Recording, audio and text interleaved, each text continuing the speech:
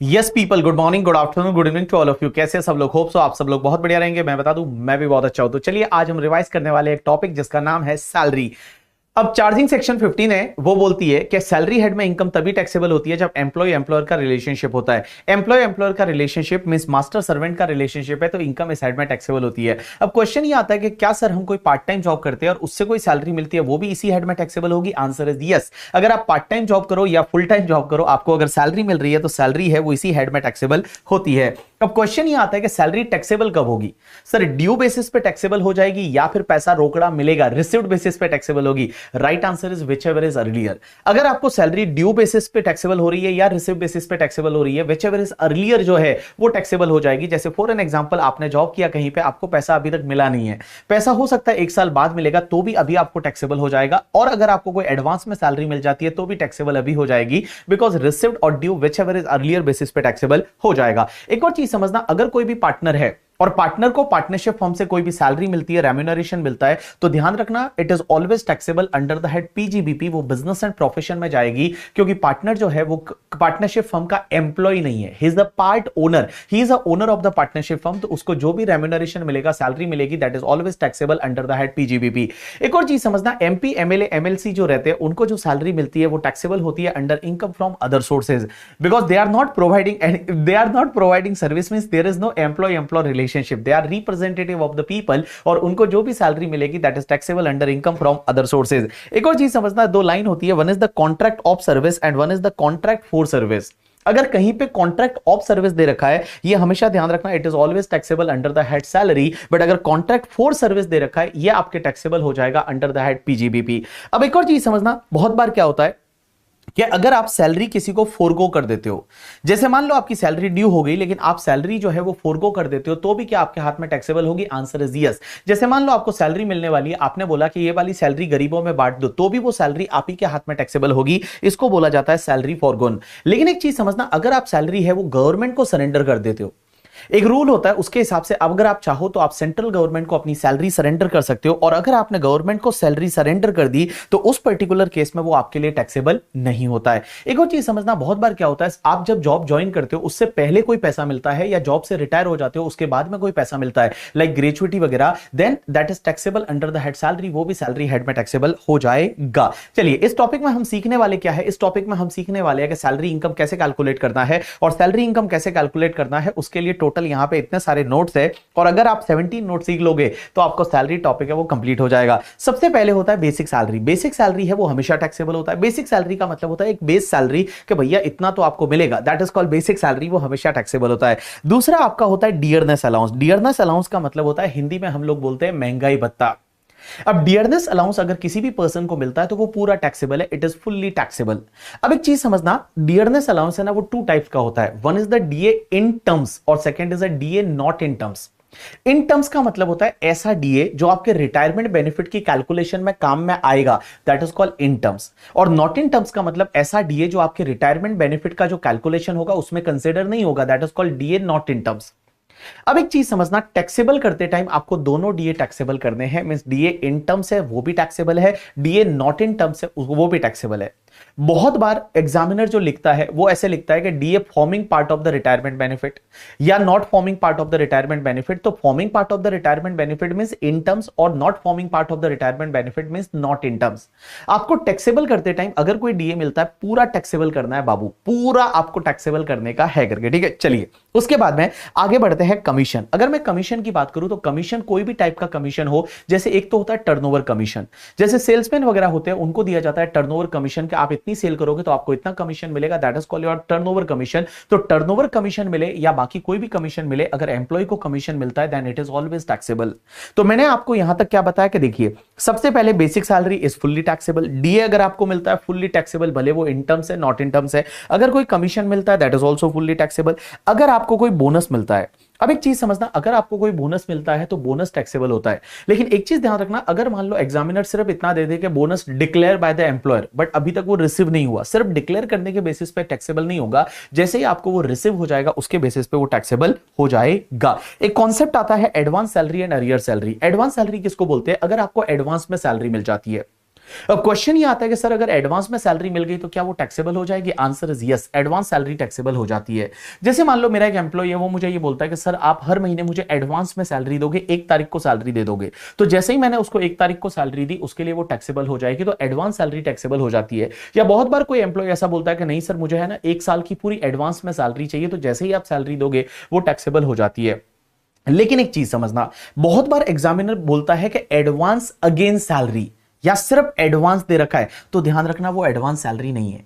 Advance against salary word use किया है या ओनली एडवांस दे रखा है, इसका मतलब ये लोन है और लोन टैक्सेबल नहीं होगा। लोन जो है वो टैक्सेबल नहीं होता, एडवांस सैलरी होता है वो टैक्सेबल हो जाएगा। एक कॉन्सेप्ट आता है अरियर सैलरी। अरियर सैलरी का मतलब होता है कि अगर मान लो सैलरी को लेकर कोई डिस्प्यूट हो जाता है, सैलरी को लेकर कोई डिस्प्यूट हो जाता है और उसके बाद में अगर आपकी रेट्रोस्पेक्टिवली सैलरी जो है अभी दे दी जाती है, तो वो टैक्सेबल हो जाएगी जब वो रिसीव होती है। एग्जांपल के लिए मान लो सैलरी को लेकर कोई डिस्प्यूट था, कोविड की वजह से किसी को सैलरी नहीं मिली और कुछ डिस्प्यूट चल रहा था, डिस्प्यूट अभी रिजॉल्व हो गया और वो वाले पीरियड की सैलरी अभी मिल जाती है, that is called arrear of salary. और अरियर ऑफ सैलरी है वो भी टैक्सेबल हो जाता है at the time of the received या ड्यू व्हिचएवर इज अर्लियर। तो पहले ड्यू हुआ ही नहीं था मान लो और अभी आपको रिसीव होता है, तो उस टाइम पे वो टैक्सेबल हो जाएगा। अब एक कॉन्सेप्ट आता है, that is note number 6 is the gratuity.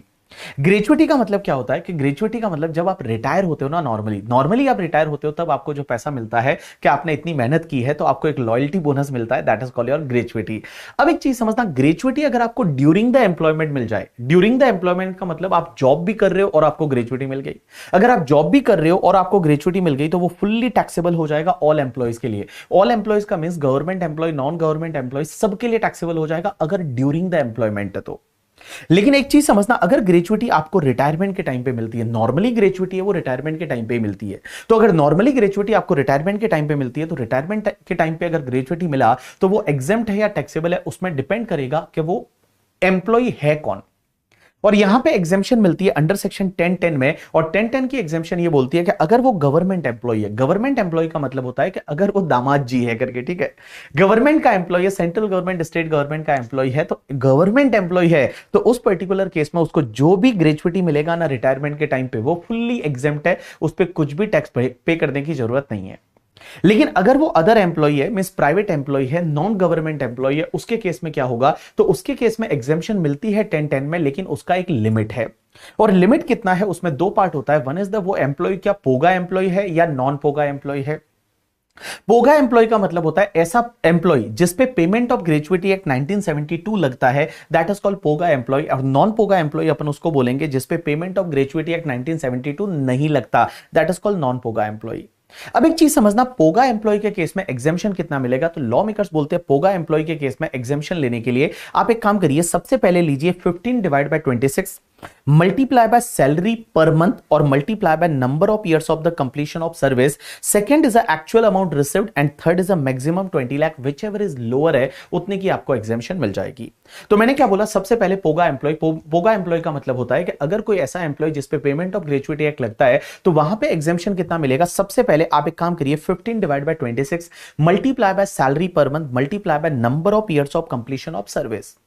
Second is actual amount received and third is maximum 20 lakh है, वो आपको लेना है। अब यहां पे एक चीज समझना, यहां पे लिखा हुआ है 15 divide by 26 means half month of the salary. यहां 15 डिवाइड बाय 26 को ऐसे याद रखिए, 15 अगस्त 26 जनवरी। सो 15 अगस्त 26 जनवरी multiply by salary per month multiply by number of year of completion of service. लेकिन सर सैलरी पर मंथ में क्या लेने का, तो सैलरी पर मंथ लेते टाइम आपको क्या करना है कि लेटेस्ट उसका बेसिक सैलरी कितना था और लेटेस्ट उसका डीए कितना था, लेटेस्ट उसका बेसिक सैलरी कितना था और लेटेस्ट उसका डीए कितना था, वो आपको टोटल करना है। लेटेस्ट मींस अभी उसका बेसिक सैलरी कितना चल रहा था एंड लेटेस्ट उसका डीए कितना था। डीए में आपको दोनों डीए लेना है, डीए इन टर्म्स भी लेना है, नॉट इन टर्म्स भी लेना है, और ये आपका हो जाएगा basically salary per month multiply by number of years of completion of service के उसने कितने साल की सर्विस कंप्लीट की है। लेकिन यहां पे एक चीज समझना, जब आप number of years of completion of service लेते हैं ना, तो यहां पे मंथ में अगर मान लो आपका जो फ्रैक्शन है वो फ्रैक्शन में 6 महीने से ज्यादा है, तो आपको क्या करना है, राउंडेड ऑफ करना है। 6 महीने से ज्यादा है तो राउंडेड ऑफ करना है। जैसे 30 ईयर्स और 4 मंथ है तो आपको 30 ईयर्स ही लेना है, 30 ईयर्स और एग्जैक्ट 6 मंथ है तो भी 30 ईयर्स लेना है, लेकिन अगर आपका 30 ईयर्स और 9 मंथ है तो यहां पे आपको 31 ईयर्स लेना है। मींस यहां पे आपको 31 लेना है in case of the POGA employ. तो मैंने क्या बोला, पोगा एम्प्लॉय के केस में आपको क्या करना है, 15 अगस्त डिवाइड बाय 26 जनवरी multiply by salary per month multiply by number of years of completion of service. अब सैलरी पर मंथ में लेना है लेटेस्ट बेसिक सैलरी कितना था, लेटेस्ट आपका डीए कितना था, डीए में दोनों आपको लेना है और मल्टीप्लाई बाय आपका क्या करना है, डीए जो है वो आपको दोनों में लेना है और number of years of completion of service में अगर आपका फ्रैक्शन ऑफ द मंथ है वो 6 मंथ से ज्यादा है तो उसको आपको ईयर में राउंडेड ऑफ करना है। ये तो बात हो गई पोगा एम्प्लॉय की। लेकिन अगर बात करते हैं अपन नॉन पोगा एम्प्लॉय की, तो नॉन पोगा एम्प्लॉय के केस में आपको क्या करना है, कितना एग्जामिशन मिलेगा, तो सबसे पहले आप एक काम करिए 1/2 कर दीजिए, इसका मतलब हाफ करिए 1/2 multiply by average salary per month लेना है multiply by number of years of completion of service and second is actual amount received और मैक्सिमम 20 लाख, वही वाला सेम है। अब एक चीज समझना, यहां पे 1/2 के बाद में एवरेज सैलरी पर मंथ का मतलब क्या होता है, तो एवरेज सैलरी पर मंथ का मतलब होता है, आप एक काम करिए कि भैया लास्ट के 10 मंथ का आपका बेसिक सैलरी कितना था, डीए इन टर्म्स कितना था एंड टर्नओवर कमीशन कितना था, उनका आपको लास्ट के 10 मंथ का एवरेज करना है। लास्ट के 10 मंथ का मतलब यहां पे क्या होता है, जिस मंथ में रिटायर होता है उस मंथ को आप छोड़ दीजिए, उसके पिछले जो 10 महीने हैं वो 10 महीने में basic salary DA in terms वाला ओनली एंड टर्नओवर कमीशन जो है उसका आपको एवरेज कितना है, 10 मंथ का आपको एवरेज लेना है। यह आपका आ जाएगा एवरेज सैलरी पर मंथ और multiply by number of years of completion of service and number of years of completion of service लेते टाइम आपको फ्रैक्शन को छोड़ देना है। फ्रैक्शन को छोड़ना है इसका मतलब अगर मान लो आपका 30 इयर्स और 11 मंथ है तो भी आपको यहां पे 30 इयर्स ही लेना पड़ेगा। अगर 30 इयर्स और 11 मंथ है तो भी आपको यहां पे कितना लेना पड़ेगा, 30 इयर्स है वो ही लेना पड़ेगा। यू गॉट माय पॉइंट और नॉट? यस। तो चलिए एक बार मैं वापस रिवाइज कराता हूं मैंने क्या पढ़ा है। सबसे पहले मैंने बात की ग्रेचुइटी की। अगर ग्रेचुइटी आपको ड्यूरिंग द एम्प्लॉयमेंट मिलता है तो पूरा टैक्सेबल है। At the time of retirement मिलता है तो उसमें गवर्नमेंट एम्प्लॉय दामाद जी को मिला तो पूरा एग्जेम्प्ट है, बाकी को मिला प्राइवेट एम्प्लॉय को आपको देखना पड़ेगा कि कौन सा पोगा या नॉन पोगा। अगर पोगा है तो पोगा के केस में आपको क्या करने का, 15 divide by 26 multiply by salary per month multiply by number of years of completion of service and यहां पे सैलरी पर मंथ में लेटेस्ट बेसिक सैलरी लेना है, लेटेस्ट डीए लेना है और डीए में दोनों आपको लेना है। और जब भी आप ईयर्स लोगे राउंडेड ऑफ करना है, 6 मंथ से ज्यादा का फ्रैक्शन है तो, और दूसरा एक्चुअल अमाउंट रिसीव, तीसरा maximum 20 lakh rupees, maximum 20 lakh rupees. अब एक बात समझना, नॉन पोगा एम्प्लॉय है तो 1/2 multiply by average salary per month multiply by number of years of completion of service और एवरेज सैलरी पर मंथ में आपको क्या लेना है, लास्ट के 10 मंथ का basic plus DA in terms plus turnover commission का आपको एवरेज लेना है और number of years of completion of service लेते टाइम फ्रैक्शन को आपको इग्नोर करना है।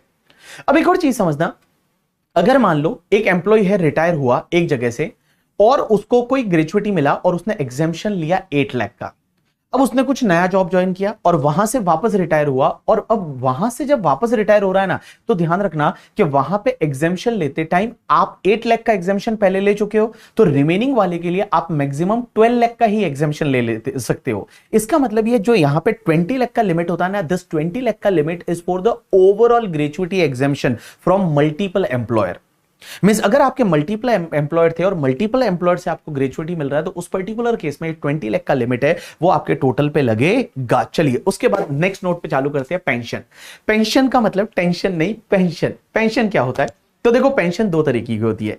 एक तो होती है अनकम्प्यूटेड पेंशन या जिसको हम मंथली पेंशन बोलते हैं। जैसा कि आपके मान लो दादाजी कहीं पे काम करते थे तो उनको पेंशन मिल रही होगी हर महीने, तो that is called your uncomputed pension या जिसको मंथली पेंशन बोलते हैं। मंथली पेंशन सबके लिए टैक्सेबल है, भले गवर्नमेंट एम्प्लॉय हो नॉन गवर्नमेंट एम्प्लॉय हो, monthly pension is taxable for all. लेकिन अगर अपन बात करते हैं कम्प्यूटेड पेंशन, कम्प्यूटेड पेंशन का मतलब होता है लमसम पेंशन। आप एक साथ में पेंशन ले लीजिए जिसको बोला जाता है कम्प्यूटेड पेंशन या लमसम पेंशन। तो अगर मैं कम्प्यूटेड पेंशन या लमसम पेंशन की बात करूं तो उसमें एग्जेम्पशन मिलती है अंडर सेक्शन 1010A में। और 1010A में एग्जेम्पशन कितनी मिलती है समझने की कोशिश करना। तो कम्प्यूटेड पेंशन का मतलब होता है लमसम पेंशन। लमसम पेंशन में आपको 1010A में एग्जेम्पशन मिलती है। उसमें सबसे पहले अगर गवर्नमेंट एम्प्लॉय है तो बेटा पूरा एग्जाम, दामाद जी के लिए पूरा एग्जाम। लेकिन अगर नॉन गवर्नमेंट एम्प्लॉय है तो उस पर्टिकुलर केस में आपको देखना पड़ेगा कि क्या उसको ग्रेचुइटी मिल रही है या नहीं। अगर ग्रेचुइटी भी मिल रही है तो आपको एग्जेम्पशन मिलेगा टोटल पेंशन का 1/3। लेकिन अगर ग्रेचुइटी नहीं मिल रही तो आपको टोटल पेंशन का 1/2 है उतना एग्जेम्पशन मिल जाएगा। तो देखिए मैंने क्या बोला, पेंशन। पेंशन का मतलब जो पेंशन मिलती है, दो तरीके की पेंशन होती है। वन इज द आपको हर मंथ मिलती है, और एक बहुत बार ऐसा आता है आप एक साथ में ले लेते हो, एक मुश्त ले लेते हो, लमसम में ले लेते हो। तो अगर आपको मंथली पेंशन मिलती है, अनकम्प्यूटेड पेंशन मिलती है, it is taxable for all employee.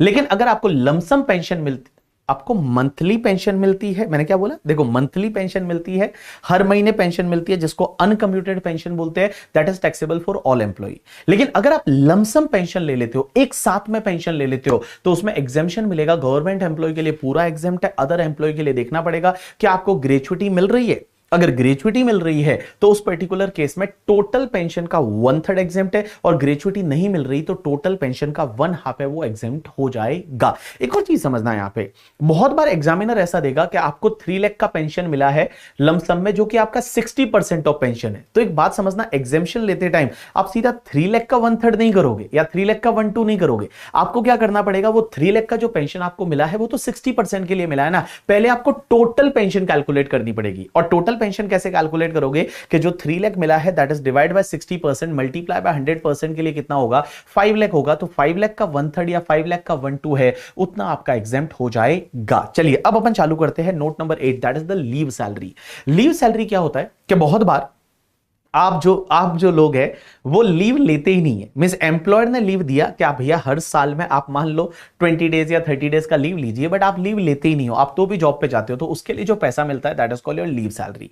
अब एक बात समझना, लीव सैलरी का मतलब होता है that is encashment of the unutilised leave. जो आपकी अनयूटिलाइज्ड लीव थी ना, उसको आप एनकैश करा रहे हो, अनयूटिलाइज्ड लीव को आप एनकैश करा रहे हो, उसका पैसा ले रहे हो, that is called your leave salary. अब लीव सैलरी अगर आपको ड्यूरिंग द एम्प्लॉयमेंट मिल जाता है, मींस आपका जॉब भी चल रहा है और अगर आपको लीव सैलरी मिल जाता है तो पूरा टैक्सेबल है।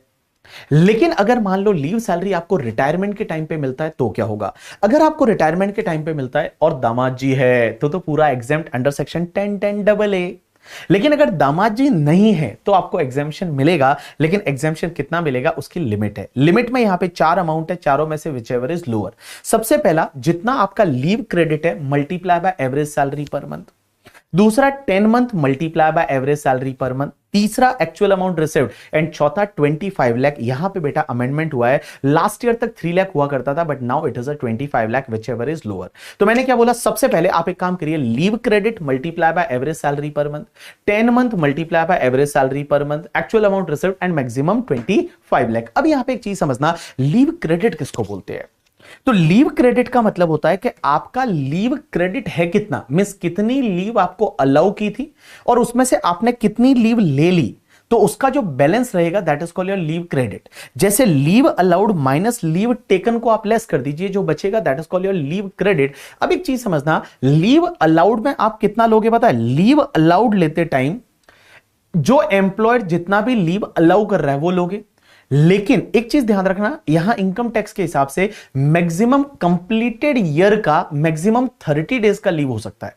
मींस एक साल के लिए 30 डेज का लीव है, वो मैक्सिमम लीव अलाउड हो सकता है। अगर उससे ज्यादा दे रखा है तो आपको छोड़ना है, आपको लीव अलाउड में सिर्फ 30 डेज ही लेना है फॉर द कंप्लीटेड ईयर। जैसे एग्जामिनर आपको ऐसा दे दे कि एक एम्प्लॉय ऐसा है जिसने 20 इयर्स एंड 7 मंथ का सर्विस किया। अब पहले तो 7 मंथ को छोड़ दो, कंप्लीटेड ईयर कितने हैं 20 इयर्स, और उसको हर महीने जो एम्प्लॉयर है वो मान लो 1.5 मंथ का लीव देता था, तो 1.5 मंथ के हिसाब से तो लीव अलाउड 30 मंथ हो जाएगा। लेकिन तो भी आपको 30 मंथ नहीं लेना, यहां पे आपको 20 मंथ ही लेना है, बिकॉज एवरी ईयर के लिए मैक्सिमम 30 डेज का लीव ही अलाउ हो सकता है इस फॉर्मूले के हिसाब से। माइनस लीव टेकन, उसने कितना लीव लिया तो जो बैलेंस बचेगा that is called your leave credit. यहां पे एक और चीज समझना, ये जो लीव क्रेडिट आएगा ना, इसको आपको मंथ में कन्वर्ट करना पड़ेगा। अगर नंबर ऑफ डेज दे रखा है तो आप एक काम करिए, डिवाइड बाय 30 कर दीजिए, आपका मंथ में कन्वर्ट हो जाएगा। जैसे एग्जामिनर बहुत बार आप अगर कैलकुलेट करोगे 120 डेज का लीव आया, तो 120 डेज का लीव आया मतलब ये 4 मंथ का लीव है, तो आप यहां पे लीव क्रेडिट जो है वो 4 मंथ आ जाएगा करके, ठीक है। तो 4 month that is leave credit multiply by average salary per month. अब क्वेश्चन ये आता है एवरेज सैलरी पर मंथ में क्या लेना, तो एवरेज सैलरी पर मंथ का मतलब होता है कि जब रिटायर हुआ ना उस एग्जैक्टली उस डेट से पिछले 10 मंथ का आप basic salary, DA in terms and turnover commission का एवरेज लीजिए।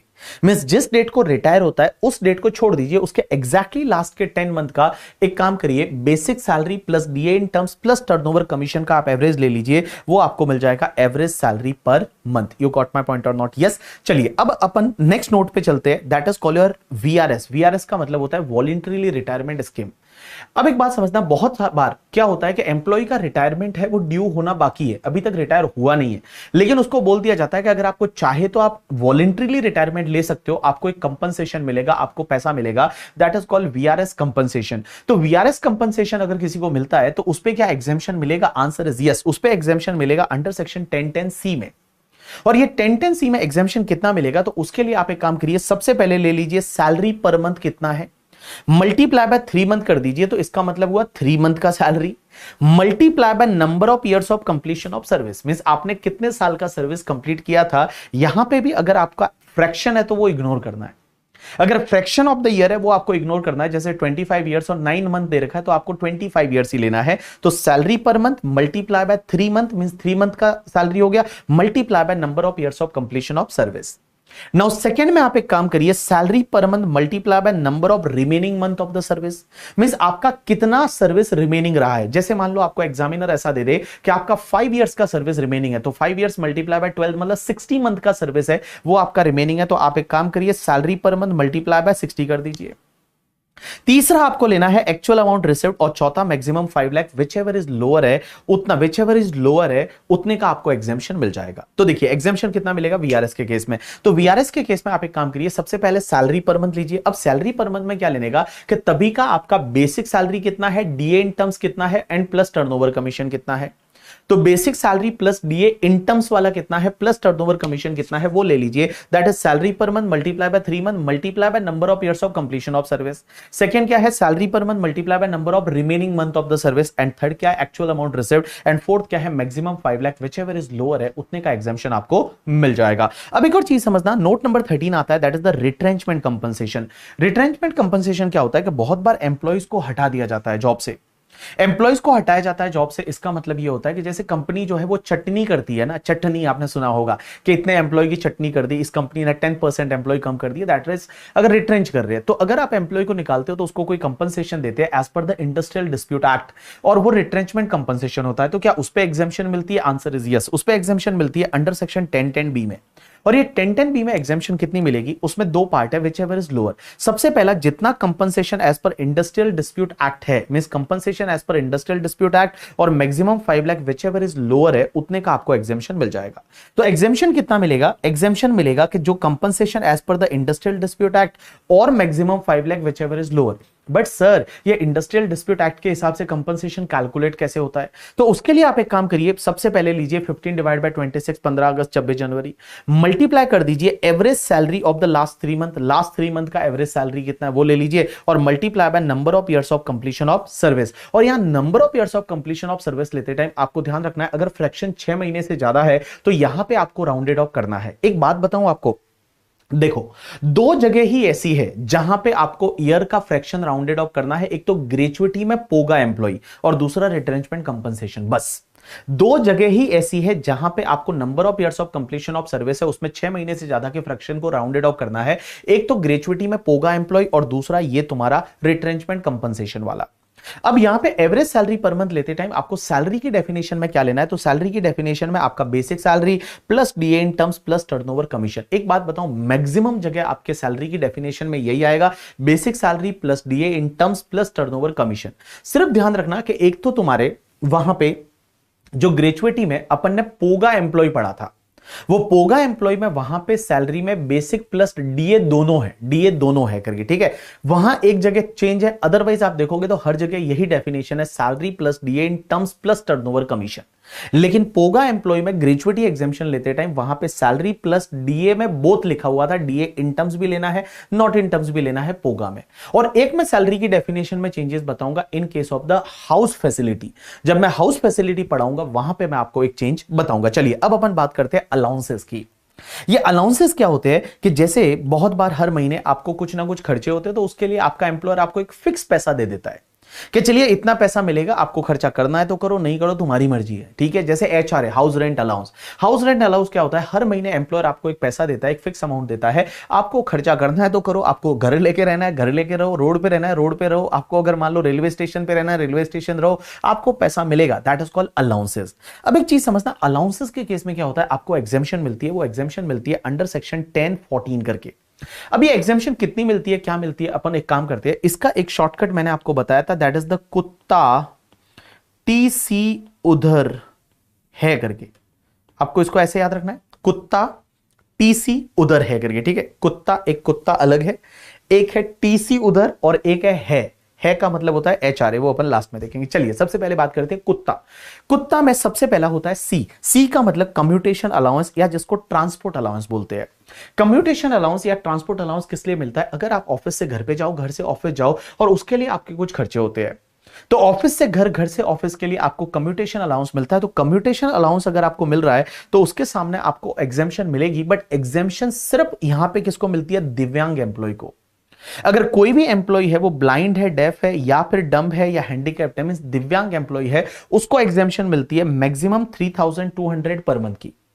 मैक्सिमम 3200 पर मंथ, जैसे पर मंथ मान लो 5000 का कम्यूटेशन अलाउंस मिलता है, तो out of that 3200 is exempt, remaining 1800 is taxable. अगर मिलता ही 2500 है तो पूरा ही 2500 एग्जेम्प्ट हो जाएगा, बट ध्यान रखना ये एग्जेम्पशन सिर्फ किसको मिलती है, दिव्यांग एम्प्लॉय को। दूसरा सी में देखिए 3 है, कुत्ता में सी में 3 है। दूसरा जो है that is the children education allowance. Children education allowance का एग्जेम्पशन मिलता है कितना पता है, maximum 100 per month per child, maximum 2 child. So maximum 100 per month per child, maximum 2 child.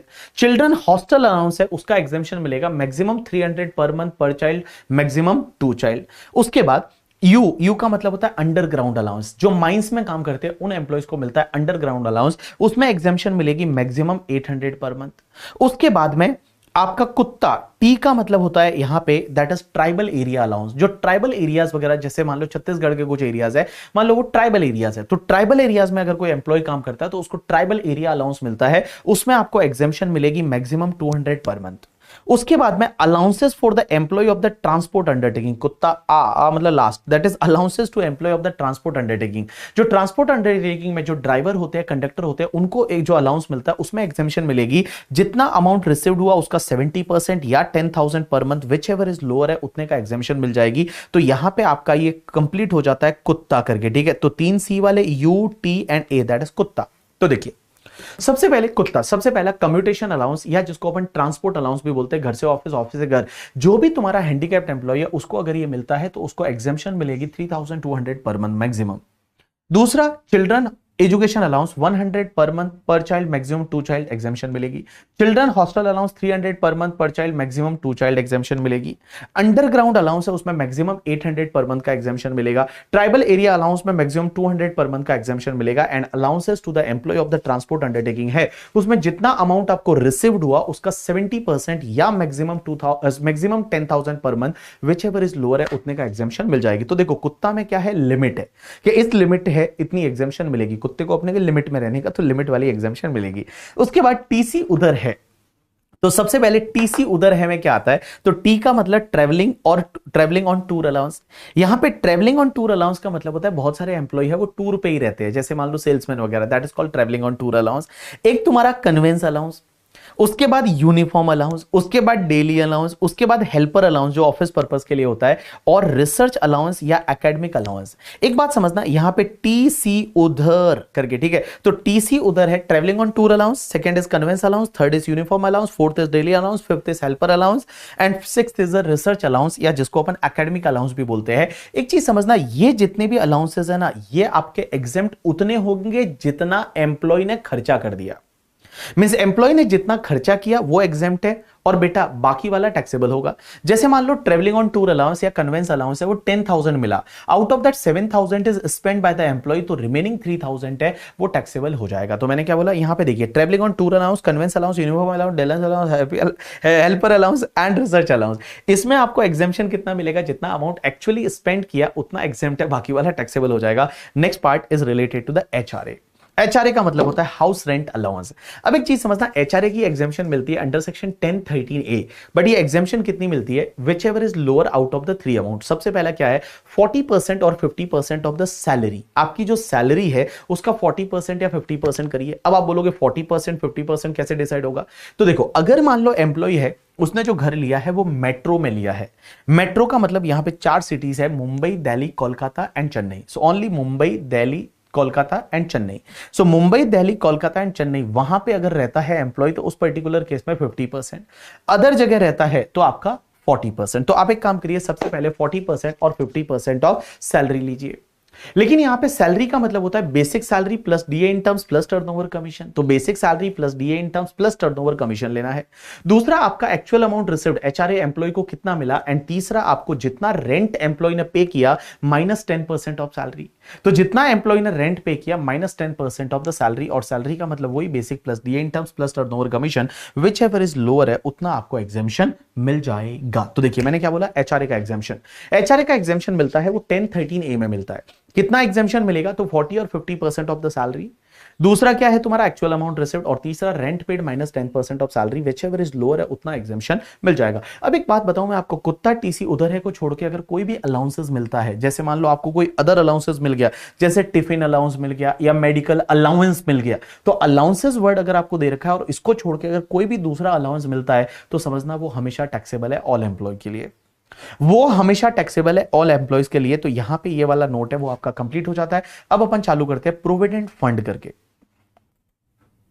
अब अपन चालू कर रहे हैं प्रोविडेंट फंड। अब एक बात समझना, प्रोविडेंट फंड क्या होता है बेसिकली, कि जब एम्प्लॉय जॉब कर रहा होता है उस टाइम पे वो खुद कुछ कंट्रीब्यूशन करता है, कुछ कंट्रीब्यूशन उसका एम्प्लॉयर करता है, और हर साल उस पे इंटरेस्ट वगैरह एक्यूमुलेट होता जाता है, और जब वो रिटायर हो जाता है तो उसको एक लमसम पैसा मिलता है जिसको बोला जाता है प्रोविडेंट फंड। एक बात बता दूं, मैंने आपको बताया हुआ है 4 तरह के प्रोविडेंट फंड होते हैं। एक तो होता है statutory provident fund. Statutory provident fund basically government companies होती है जो गवर्नमेंट एम्प्लॉइज पे लगता है, that is called statutory provident fund. एक होता है recognised provident fund. Recognised provident fund क्या होता है कि ऐसा प्रोविडेंट फंड जिसकी इनकम टैक्स डिपार्टमेंट से परमिशन ले रखी होती है, परमिशन ले रखी होती है, अप्रूवल ले रखी होती है, जिसको रिकॉग्नाइज्ड प्रोविडेंट फंड बोलते हैं। एक होता है अनरिकॉग्नाइज्ड प्रोविडेंट फंड, मतलब जिस फंड का अप्रूवल नहीं ले रखा।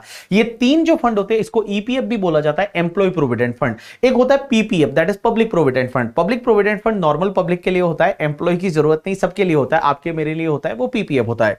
अब आपको पीपीएफ से रिलेटेड अदर सोर्सेज में बात करेंगे, यहां पे हम बात कर रहे हैं ईपीएफ से रिलेटेड एम्प्लॉय प्रोविडेंट फंड। अब एक बात समझना, एम्प्लॉय प्रोविडेंट फंड में अगर कोई एम्प्लॉय कंट्रीब्यूशन करता है खुद की सैलरी से, तो एम्प्लॉय ने अगर जो खुद का कंट्रीब्यूशन होता है ना, एम्प्लॉय का खुद का कंट्रीब्यूशन वो इग्नोर करने का, लेकिन उसका डिडक्शन आपको एटीसी में मिलेगा अंडर चैप्टर 6 से। अब आप बोलोगे इग्नोर क्यों करने का, बड़ा सिंपल सी बात है। एक बात बताओ, एम्प्लॉय का सैलरी सपोज 10,000 था, एंड इस 10,000 में से 2,000 का उसने कंट्रीब्यूशन किया, 8,000 उसको सैलरी एम्प्लॉय को रिसीव्ड हुई। अब एक बात बताओ, एम्प्लॉय के हाथ में टैक्सेबल तो पूरा 10,000 हो चुका होगा ना, तो टैक्सेबल तो 10,000 हो चुका होगा, तो उसने जो 2,000 का कंट्रीब्यूशन किया है that is out of his taxable salary ना।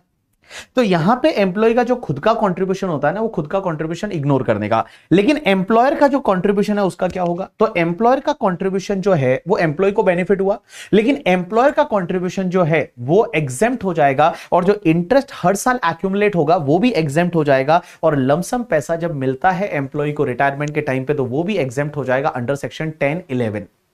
तो इसका मतलब क्या हुआ, एम्प्लॉय का कंट्रीब्यूशन इग्नोर करिए, एम्प्लॉयर का कंट्रीब्यूशन एग्जेम्प्ट है, इंटरेस्ट आएगा वो भी एग्जेम्प्ट है, पैसा मिलेगा वो भी एग्जेम्प्ट है, मींस एग्जेम्प्ट एग्जेम्प्ट एग्जेम्प्ट। जब आप पैसे डाल रहे हो तब भी एग्जेम्प्ट है, जब उस पे इंटरेस्ट अक्रू हो रहा है तो भी एग्जेम्प्ट है, रिटायरमेंट के टाइम पे जो पैसा मिलेगा वो भी एग्जेम्प्ट है। तो that is called your statutory provident fund. Exam में नॉर्मली ये वाला नहीं आता है क्योंकि तीनों ही जगह एग्जेम्प्ट है। उसके बाद होता है recognised provident fund, that is called RPF. अब एक बात समझना, आरपीएफ में क्या होता है, एम्प्लॉय का जो खुद का कंट्रीब्यूशन है वो इग्नोर करो, बट उसका डिडक्शन आप एटीसी में एम्प्लॉय ले सकता है। एम्प्लॉयर का जो कंट्रीब्यूशन है, एम्प्लॉयर ने एम्प्लॉय के लिए जो कंट्रीब्यूशन किया है, एक बात बताऊं, एम्प्लॉयर का कंट्रीब्यूशन एम्प्लॉय के लिए जो किया है वो एग्जेम्प्ट तो है, लेकिन कितना एग्जेम्प्ट है पता है, only up to 12% of the salary. तो एम्प्लॉय का जितना सैलरी है उसका अप टू 12% है, वो एम्प्लॉय के हाथ में एग्जेम्प्ट हो जाएगा। इन excess of 12% of salary taxable होगा। सैलरी का मतलब basic salary plus DA in terms plus turnover commission. अब एक और चीज समझना, जो हर साल इंटरेस्ट एक्यूमुलेट होता है उसका क्या, तो हर साल जो इंटरेस्ट एक्यूमुलेट होता है आरपीएफ में वो 9.5% पर एनम तक एग्जेम्प्ट है। मींस जितना इंटरेस्ट एक्यूमुलेट होगा, जो फंड का बैलेंस है उसमें 9.5% तक का जो इंटरेस्ट रहेगा वो एग्जेम्प्ट है, 9.5% से ऊपर वाला इंटरेस्ट है वो टैक्सेबल हो जाएगा। तो देखिए मैंने क्या बोला, अगर रिकॉग्नाइज प्रोविडेंट फंड की बात करूं, एम्प्लॉय का कंट्रीब्यूशन इग्नोर करो बट एटीसी में डिडक्शन मिलेगा। एम्प्लॉयर का कंट्रीब्यूशन एग्जेम्प्ट है up to 12% of salary, interest जो आएगा वो एग्जेम्प्ट है अप टू 9.5%, बट रिटायरमेंट पे जो पैसा मिलेगा वो पूरा एग्जेम्प्ट है, अंडर सेक्शन 10, 12 पूरा एग्जेम्प्ट है। लेकिन एक चीज समझना, यहां पे रिटायरमेंट के टाइम पे जो पैसा मिल रहा है वो एग्जेम्प्ट होता है, लेकिन वो एग्जेम्प्ट तभी होगा जब एम्प्लॉय ने एटलीस्ट 5 इयर्स और मोर का सर्विस रेंडर किया है। एटलीस्ट एम्प्लॉय ने 5 इयर्स और मोर का सर्विस रेंडर किया है तो ही वो एग्जेम्प्ट होगा, अदरवाइज वो एग्जेम्प्ट नहीं होगा। लेकिन गाइस इसके 3 एक्सेप्शनल केसेस है, वहां पे एम्प्लॉय ने अगर 5 इयर्स का सर्विस रेंडर नहीं किया तो उस पर्टिकुलर केस में भी क्या होगा, एग्जेम्प्ट होगा। एक तो अगर एम्प्लॉय रिटायर हो जाता है due to the ill health, means employee की जो हेल्थ ठीक नहीं थी और उसकी वजह से वो 5 इयर्स के अंदर अंदर रिटायर हो गया, या फिर मान लो एम्प्लॉयर का बिजनेस ही बंद हो गया करके, ठीक है, या फिर एम्प्लॉय रिटायर हुआ और एम्प्लॉय ने क्या किया, एम्प्लॉयर को ये इंस्ट्रक्शन दिया है कि उसका जो भी आरपीएफ का बैलेंस है ना, वो आरपीएफ का बैलेंस है वो न्यू एम्प्लॉयर के आरपीएफ में ट्रांसफर कर दो। मींस अपने एम्प्लॉयर को ये इंस्ट्रक्शन दिया है कि आरपीएफ में जितना भी बैलेंस है वो न्यू एम्प्लॉयर के आरपीएफ में ट्रांसफर कर दो, या फिर इसको न्यू पेंशन स्कीम जो है एनपीएस में ट्रांसफर कर दो। अगर वो ऐसा इंस्ट्रक्शन के साथ रिटायर हो रहा है तो even he has retired with in the period of 5 years, तो भी उसको जो पैसा मिलेगा वो आपका एग्जेम्प्ट हो जाएगा। अब एक और चीज समझना, यहां पर एक अमेंडमेंट आया था लास्ट ईयर। अमेंडमेंट ये बोलता है कि जो भी एम्प्लॉय का खुद का कंट्रीब्यूशन है, देखो खुद का कंट्रीब्यूशन इग्नोर है करके, ठीक है, खुद का कंट्रीब्यूशन है उसको अपन इग्नोर करते हैं क्योंकि वो टैक्स भरने के बाद जो पैसा आता है उसमें पैसा डाला है। अब एक चीज समझना, इस पे जो इंटरेस्ट आता है, आप देखिए एसपीएफ पे जो इंटरेस्ट है वो इंटरेस्ट भी एग्जेम्प्ट है, आरपीएफ पे जो इंटरेस्ट है वो एग्जेम्प्ट है अप टू 9.5% पर एनम। लेकिन एक चीज समझना, लॉ मेकर्स बोलते हैं कि अगर एम्प्लॉय ने आरपीएफ और एसपीएफ में जो एम्प्लॉय का खुद का कंट्रीब्यूशन है ना, वो खुद का कंट्रीब्यूशन पे जो इंटरेस्ट आता है वो भी एग्जेम्प्ट है। लेकिन एक चीज ध्यान रखना, उसका कंट्रीब्यूशन अगर 2,50,000 से ज्यादा है, एम्प्लॉय का कंट्रीब्यूशन अगर 2,50,000 से ज्यादा है तो 2,50,000 से ऊपर वाले अमाउंट पे जो भी इंटरेस्ट आएगा वो टैक्सेबल होगा। देखो मैंने क्या बोला, एम्प्लॉय का कंट्रीब्यूशन, देखो एम्प्लॉय का कंट्रीब्यूशन जो भी एसपीएफ में करता है, आरपीएफ में करता है, एम्प्लॉय का 2,50,000 पर एनम तक का कंट्रीब्यूशन है तो उस पे इंटरेस्ट आएगा, वो एग्जेम्प्ट है, या तो पूरा एग्जेम्प्ट एसपीएफ में या आरपीएफ में 9.5% तक एग्जेम्प्ट। लेकिन एक चीज समझना, अगर उसने 2,50,000 से ज्यादा कंट्रीब्यूशन किया, जैसे फॉर एन एग्जांपल उसने 4 लाख का कंट्रीब्यूशन किया, तो 2,50,000 तक पे जो इंटरेस्ट आएगा वो तो आपका एग्जेम्प्ट हो जाएगा। लेकिन 250 के ऊपर वाला जो भी इंटरेस्ट आएगा एम्प्लॉय को, वो जो एक्यूमुलेट होगा वो पूरा टैक्सेबल हो जाएगा। लेकिन एक चीज समझना, यहां 2,50,000 की जगह ये लिमिट 5 लाख हो जाएगी अगर एम्प्लॉयर कोई भी कंट्रीब्यूशन नहीं करता है। इफ एम्प्लॉयर कोई भी कंट्रीब्यूशन नहीं करता है, अगर एम्प्लॉय बेचारा खुद ही कंट्रीब्यूट कर रहा है, एम्प्लॉयर कुछ भी कंट्रीब्यूशन नहीं करता आरपीएफ एसपीएफ में, तो ये लिमिट जो है वो 2,50,000 की जगह 5 लाख हो जाएगी। लेकिन गाइस ये जो अमेंडमेंट है ये 1/4/2021 से एप्लीकेबल है करके, ठीक है। चलिए उसके बाद में एक फंड होता है unrecognised provident fund. Unrecognised provident fund means ऐसा प्रोविडेंट फंड जिसकी रिकॉग्निशन नहीं ले रखी है। उसमें क्या होता है, एम्प्लॉय का कंट्रीब्यूशन इग्नोर करो एंड एटीसी का डिडक्शन अनरिकॉग्नाइज्ड प्रोविडेंट फंड के कंट्रीब्यूशन पे एम्प्लॉय को नहीं मिलता। तो आप एक काम करिए, एम्प्लॉय का कंट्रीब्यूशन इग्नोर करो, एम्प्लॉयर का कंट्रीब्यूशन देखो जब पैसा डाला तब एग्जेम्प्ट है, इंटरेस्ट जो मिलेगा हर साल, इंटरेस्ट जो एक्यूमुलेट होगा वो भी एग्जेम्प्ट है। लेकिन बेटा जब पैसा रिटायरमेंट के टाइम पे मिलेगा तो क्या होगा, यूआरपीएफ से। तो यूआरपीएफ से पैसा अगर रिटायरमेंट पे मिलता है तो एम्प्लॉय का कंट्रीब्यूशन जो था वो इग्नोर करना है, क्योंकि एम्प्लॉय ने जो कंट्रीब्यूट किया था वो तो टैक्स भरने के बाद वाला पैसा कंट्रीब्यूट किया था और वही वाला पैसा वापस मिल जाता है तो उसको इग्नोर करना है।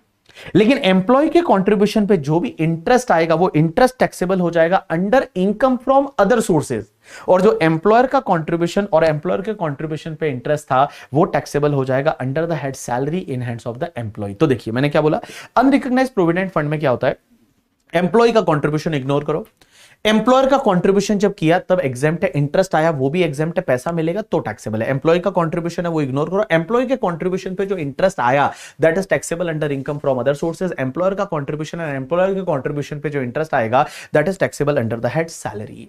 अब एक आता है that is the superannuation fund. ये सुपर एनुएशन फंड क्या होता है कि हर साल एम्प्लॉयर कुछ ना कुछ एक साथ में लमसम कंट्रीब्यूट करता है, that is called superannuation fund. Employer करता है, एम्प्लॉय खुद भी करता है। तो अगर एम्प्लॉय का कंट्रीब्यूशन है अप्रूव्ड सुपर एनुएशन फंड, देखो दो तरह के होते हैं, अप्रूव्ड और अनअप्रूव्ड। अगर अप्रूव्ड सुपर एनुएशन फंड है तो एम्प्लॉय का कंट्रीब्यूशन आप इग्नोर करो। एम्प्लॉयर का कंट्रीब्यूशन जो रहेगा वो एग्जेम्प्ट है, बट कितना पता है, up to 7,50,000 per annum, but ये लिमिट में आएगा अंडर सेक्शन 1727। अब ये 1727 का परक्यूजिट क्या है अभी थोड़ी देर में मैं आपको सिखा दूंगा। इस पे जो इंटरेस्ट आएगा वो इंटरेस्ट भी एग्जेम्प्ट है, और अगर लमसम पैसा मिलता है रिटायरमेंट के टाइम पे तो वो भी एग्जेम्प्ट है। तो अप्रूव्ड सुपर एनुएशन फंड में क्या है कि एम्प्लॉय का कंट्रीब्यूशन इग्नोर करो, एम्प्लॉयर का कंट्रीब्यूशन है वो एग्जेम्प्ट होगा up to 7,50,000 per annum, and interest जो मिलेगा वो एग्जेम्प्ट है, रिटायरमेंट के टाइम पे पैसा मिलेगा वो भी एग्जेम्प्ट है। लेकिन अनअप्रूव्ड सुपर एनुएशन फंड है तो उसका ट्रीटमेंट सेम वैसा ही होगा जैसा अनरिकॉग्नाइज्ड प्रोविडेंट फंड का था। जैसे अपन ने यूआरपीएफ का यहां पे ट्रीटमेंट पढ़ा था वैसा का वैसा रहेगा unrecognised that is unapproved superannuation fund का। चलिए अब अपन चालू करते हैं परक्यूजिट। और परक्यूजिट सेक्शन 17(2) होती है। परक्यूजिट क्या होते हैं, देखो अगर एम्प्लॉय को कोई एडिशनल बेनिफिट मिलते हैं, एक्स्ट्रा बेनिफिट मिलते हैं, उसको बोला जाता है परक्यूजिट। जैसे एग्जांपल के लिए आपको मान लो आप बीमार पड़ गए, आपका इलाज आपके एम्प्लॉयर ने कराया, दैट इज कॉल्ड परक्यूजिट। आपको रहने के लिए घर दे दिया, आपको यूज करने के लिए गाड़ी दे दी, तो इट इज कॉल्ड परक्यूजिट, इसको अपन बोलते हैं परक्यूजिट। देखो अलाउंसेस और परक्यूजिट में क्या फर्क होता है, अलाउंसेस होता है ना वो फिक्स अमाउंट रहता है, हर महीने मिलता है and that is part of salary. But perquisite है वो कोई फिक्स अमाउंट नहीं होता, वो एक्स्ट्रा बेनिफिट होते हैं, एडिशनल बेनिफिट होते हैं, और एक्चुअल खर्चा होता है तभी आपको मिलता है। तो कभी भी ध्यान रखना अगर एग्जाम में अलाउंसेस वर्ड यूज किया हुआ है तो वो अलाउंसेस की बात कर रहा है जो अपन पहले कुत्ता टीसी उधर है पढ़ चुके हैं। बट अगर मान लो प्रोवाइडेड वर्ड यूज किया है, फैसिलिटी वर्ड यूज किया है, तो इसका मतलब समझना वो परक्यूजिट की बात कर रहे हैं। तो परक्यूजिट में सबसे पहला परक्यूजिट होता है लीव ट्रेवल कंसेशन। ये लीव ट्रेवल कंसेशन क्या होता है कि एम्प्लॉयर एम्प्लॉय को बोलता है कि आप इंडिया में कहीं भी घूमने जाइए, और घूमने जाते हैं तो वहां पे जो आपका ट्रेवलिंग का खर्चा है वो एम्प्लॉयर आपको रीएम्बर्स करेगा, एम्प्लॉयर आपको देगा, that is called leave travel concession. तो लीव ट्रेवल कंसेशन का बेनिफिट एम्प्लॉय को अगर मिलता है तो एम्प्लॉय को यहां पे एक एग्जेम्पशन मिलती है अंडर सेक्शन 10(5). और ये 10 क्लॉज नंबर 5 में एग्जेम्पशन कैसे मिलती है, कितनी मिलती है, तो उसमें आपको ये देखना पड़ेगा कि एम्प्लॉय ट्रेवल कौन से मोड से कर रहा है। अगर एम्प्लॉय ट्रेवल है वो बाय एयर मींस फ्लाइट से जा रहा है, अगर एम्प्लॉय है वो बाय फ्लाइट से जा रहा है, तो जो भी इकोनॉमी क्लास का फेयर होता है एंड एक्चुअल एक्सपेंडिचर उसने कितना इंकर किया, विच एवर इज लोअर है, उतने का एग्जेम्पशन मिल जाएगा। लेकिन एम्प्लॉय जो है वो किसी और मोड से जा रहा है, मींस एयर से नहीं जा रहा, फ्लाइट से नहीं जा रहा, वो किसी और मोड से जा रहा है, ट्रेन से जा रहा है, बस से जा रहा है, बैलगाड़ी में जा रहा है, बाइक लेके जा रहा है, साइकिल लेके जा रहा है, उसकी मर्जी है, दूसरे किसी मोड से जा रहा है, तो क्या होगा, एम्प्लॉय जहां पे जा रहा है क्या वहां पे रेलवे फैसिलिटी अवेलेबल है या नहीं। अगर रेलवे फैसिलिटी अवेलेबल है तो एग्जेम्पशन कितना मिलेगा, जितना एक्चुअल एक्सपेंडिचर हुआ, और फर्स्ट क्लास एसी का railway fair, first class AC railway fair which ever is lower है, उतने का एग्जेम्पशन मिलेगा। लेकिन जहां पे वो जा रहा है वहां पे रेलवे फैसिलिटी अवेलेबल है ही नहीं, वहां रेल जाती नहीं है। तो अगर वहां रेलवे फैसिलिटी अवेलेबल नहीं है तो आपको देखना पड़ेगा कि क्या वहां रिकॉग्नाइज्ड ट्रांसपोर्ट फैसिलिटी अवेलेबल है या नहीं। अगर रिकॉग्नाइज्ड ट्रांसपोर्ट फैसिलिटी अवेलेबल है तो उस पर्टिकुलर केस में एग्जेम्पशन कितना मिलेगा, जितना एक्चुअल एक्सपेंडिचर हुआ, और डिलक्स क्लास का बस का फेयर, डिलक्स क्लास बस का fair which ever is lower. But अगर रिकॉग्नाइज्ड ट्रांसपोर्ट फैसिलिटी भी अवेलेबल नहीं है तो उस पर्टिकुलर केस में क्या होगा, जितना एक्चुअल एक्सपेंडिचर हुआ है एज वेल जितना एक्चुअल एक्सपेंडिचर हुआ है, या फिर फर्स्ट क्लास एसी रेलवे का fair of the similar distance which ever is lower है, उतने का एग्जेम्पशन मिल जाएगा। तो देखिए एलटीसी का एग्जेम्पशन है वो मिलता है अंडर सेक्शन 10(5). कैसे मिलता है, कितना मिलता है, तो उसमें आपको ये देखना है आप ट्रेवल कैसे कर रहे हो। एम्प्लॉय ट्रेवल अगर बाय एयर फ्लाइट से कर रहा है तो एक्चुअल एक्सपेंडिचर और इकोनॉमिक क्लास का fair which ever is lower, किसी अदर मोड से कर रहा है, आपको देखना है वहां रेल जाती है, रेल जाती है तो रेलवे का first class AC fair, actual expenditure which ever is lower. Rail नहीं जाती, क्या वहां पे कोई रिकॉग्नाइज्ड ट्रांसपोर्ट बस की फैसिलिटी है, आंसर इज यस। तो रिकॉग्नाइज्ड जो ट्रांसपोर्ट बस की फैसिलिटी है उसमें डिलक्स क्लास जो फेयर रहता है और actual expenditure which ever is lower, और अगर वो भी नहीं है तो आप एक काम करिए, सिमिलर डिस्टेंस का रेलवे का एक्चुअल रेलवे का जो फेयर है फर्स्ट क्लास एसी का वो ले लीजिए, और actual expenditure which ever is lower, उतना एग्जेम्पशन मिल जाएगा। अब एक बात समझना, एम्प्लॉय यहां पे जब इंडिया के अंदर घूमने जा रहा है तो घूमने किस किस को साथ में लेके जाना है। तो यहां पे साथ में किस किस को लेके जाएंगे तो एग्जामिशन मिलेगा। तो एग्जामिशन मिलेगा या तो एम्प्लॉय के जो खुद का ट्रेवल है उस पे, उसके साथ साथ में हिज स्पाउस मतलब भैया हस्बैंड के लिए वाइफ और वाइफ के लिए husband, and guys children, and उसके साथ में डिपेंडेंट रिलेटिव। अगर कोई आप पे डिपेंडेंट रिलेटिव है, डिपेंडेंट रिलेटिव में आएगा मदर फादर ब्रदर सिस्टर, तो मदर फादर ब्रदर सिस्टर अगर आप पे डिपेंडेंट है तो वो भी यहां पे इंक्लूड हो जाएंगे, उनके लिए भी आप एग्जामिशन का बेनिफिट ले सकते हो। तो देखो आपका एम्प्लॉयर अगर आपको घूमने भेज रहा है, फैमिली के साथ में भेज रहा है, एग्जामिशन किस किस पे मिलेगी, एक तो एम्प्लॉय के खुद के ट्रेवल पे, दूसरा स्पाउस, तीसरा कौन चिल्ड्रन, और चौथा कौन डिपेंडेंट रिलेटिव। डिपेंडेंट रिलेटिव में आएंगे dependent mother father brother sister. अब यहां पे एक और चीज समझना, यहां चिल्ड्रन के केस में मैक्सिमम आप एग्जामिशन है ना वो 2 चिल्ड्रन का ही ले सकते हो, अगर वो 2 चिल्ड्रन 1 अक्टूबर 1998 के बाद बॉर्न हुए हैं। तो 1 अक्टूबर 1998 के बाद वाले मैक्सिमम 2 बच्चों के ही आप एग्जामिशन ले सकते हो, उसके पहले के कितने भी बच्चे हैं चलेगा, बट उसके बाद के मैक्सिमम 2 बच्चों पे ही आप एग्जामिशन ले सकते हो। लेकिन एक चीज समझना, यहां पे एक इंटरेस्टिंग चीज ये आती है कि पहली बार आपने एक बच्चा हुआ, पहली बार एक बच्चा हुआ, दूसरी बार आपके ट्विंस हो गए, मतलब 2 बच्चे हो गए। तो यहां पे एक बात बताओ, पहली बार एक बच्चा हो गया था, दूसरी बार आपने ट्राई किया 2 बच्चे हो गए, तो यहां पे तो टोटल 3 बच्चे हो गए, तो भी एग्जामिशन पूरे 3 बच्चों पे मिल जाएगा, क्योंकि दूसरी बार पता नहीं था ना कितने बच्चे होंगे। लेकिन एक बात बताओ, पहली बार अगर ट्विंस हो गए तो रुक जाते भाई, अगर पहली बार ट्विंस हो गए थे और दूसरी बार आपका एक और बच्चा हो गया, तो यहां पे टोटल 3 बच्चे हुए, लेकिन आपको एग्जामिशन कितनों पे मिलेगा, मैक्सिमम 2 बच्चों पे आपको एग्जामिशन मिलेगा। यहां मैक्सिमम आपको 2 बच्चे हैं उस पे ये एग्जामिशन मिलेगा। अब एक और चीज समझना, ये एलटीसी का एग्जामिशन है ना, ये 4 साल के पीरियड में आप कोई भी 2 साल के लिए ले सकते हैं। ये एग्जामिशन 4 साल के कैलेंडर ईयर वाइज ब्लॉक होता है, 4 साल के ब्लॉक में आप मैक्सिमम 2 साल के लिए ले सकते हैं। जैसे हमारा अभी का जो ब्लॉक चल रहा है वो कैलेंडर ईयर 22 से 25 के बीच चल रहा है, तो 22, 23, 24, 25 कैलेंडर ईयर, ये 4 ब्लॉक है, इसमें से आप कोई भी 2 साल के लिए एलटीसी का एग्जामिशन ले सकते हैं। उसके बाद सेकंड परक्यूजिट होता है मेडिकल फैसिलिटी। मेडिकल फैसिलिटी में क्या होता है कि बहुत बार एम्प्लॉयर आपका मेडिकल ट्रीटमेंट का खर्चा देता है, या एम्प्लॉयर आपका ट्रीटमेंट कराता है, पूरा पैसा एम्प्लॉयर देता है, that is called medical facility. अब यहां पे ट्रीटमेंट जो हो रहा है वो कहां पे हो रहा है, तो अगर आपका ट्रीटमेंट जो है वो इंडिया में हो रहा है, तो इंडिया में हो रहा है तो देखना पड़ेगा ट्रीटमेंट हो कहां पे रहा है। तो ट्रीटमेंट या तो गवर्नमेंट हॉस्पिटल में होता है, या गवर्नमेंट रिकॉग्नाइज हॉस्पिटल में होता है, या एम्प्लॉयर के खुद के हॉस्पिटल में होता है। या तो ट्रीटमेंट होता है गवर्नमेंट हॉस्पिटल में, गवर्नमेंट रिकॉग्नाइज हॉस्पिटल में, या एम्प्लॉयर के ओन हॉस्पिटल में होता है और उसका पैसा एम्प्लॉयर देता है, तो ये बेनिफिट आपके लिए पूरा एग्जेम्प्ट हो जाएगा, कुछ भी टैक्सेबल नहीं। बट अगर मान लो आप तो बोलते हो नहीं नहीं हमारा ट्रीटमेंट तो प्राइवेट नर्सिंग होम में करवाना है, हमारी कोई फेवरेट नर्स है उससे कराना है, फेवरेट डॉक्टर है उससे हमारा ट्रीटमेंट कराना है, अगर आप कोई प्राइवेट नर्सिंग होम में वगैरह ट्रीटमेंट करवाते हो और पैसा एम्प्लॉयर देता है, तो ये वाला बेनिफिट पूरा टैक्सेबल हो जाएगा। अब अगर मान लो ट्रीटमेंट इंडिया के बाहर हो रहा है, तो ट्रीटमेंट अगर इंडिया के बाहर हो रहा है, तो बाहर जब ट्रीटमेंट कराने जाते हैं तो नॉर्मली एम्प्लॉयर आपको 3 चीज का बेनिफिट देता है। एक तो आपके आने जाने का खर्चा ट्रेवलिंग का, एक आपका ट्रीटमेंट का खर्चा, और एक वहां पे रहने का खर्चा। और वो एम्प्लॉयर ने अगर रीएम्बर्स किया, एम्प्लॉयर ने पैसा दिया, तो क्या होगा। तो इस पर्टिकुलर केस में ध्यान रखना, अगर इंडिया के बाहर ट्रीटमेंट होता है तो जो भी आपको ट्रीटमेंट का बेनिफिट मिल रहा है as well as the stay का बेनिफिट मिलता है, वो एग्जेम्प्ट हो जाएगा within the limit prescribe by RBI.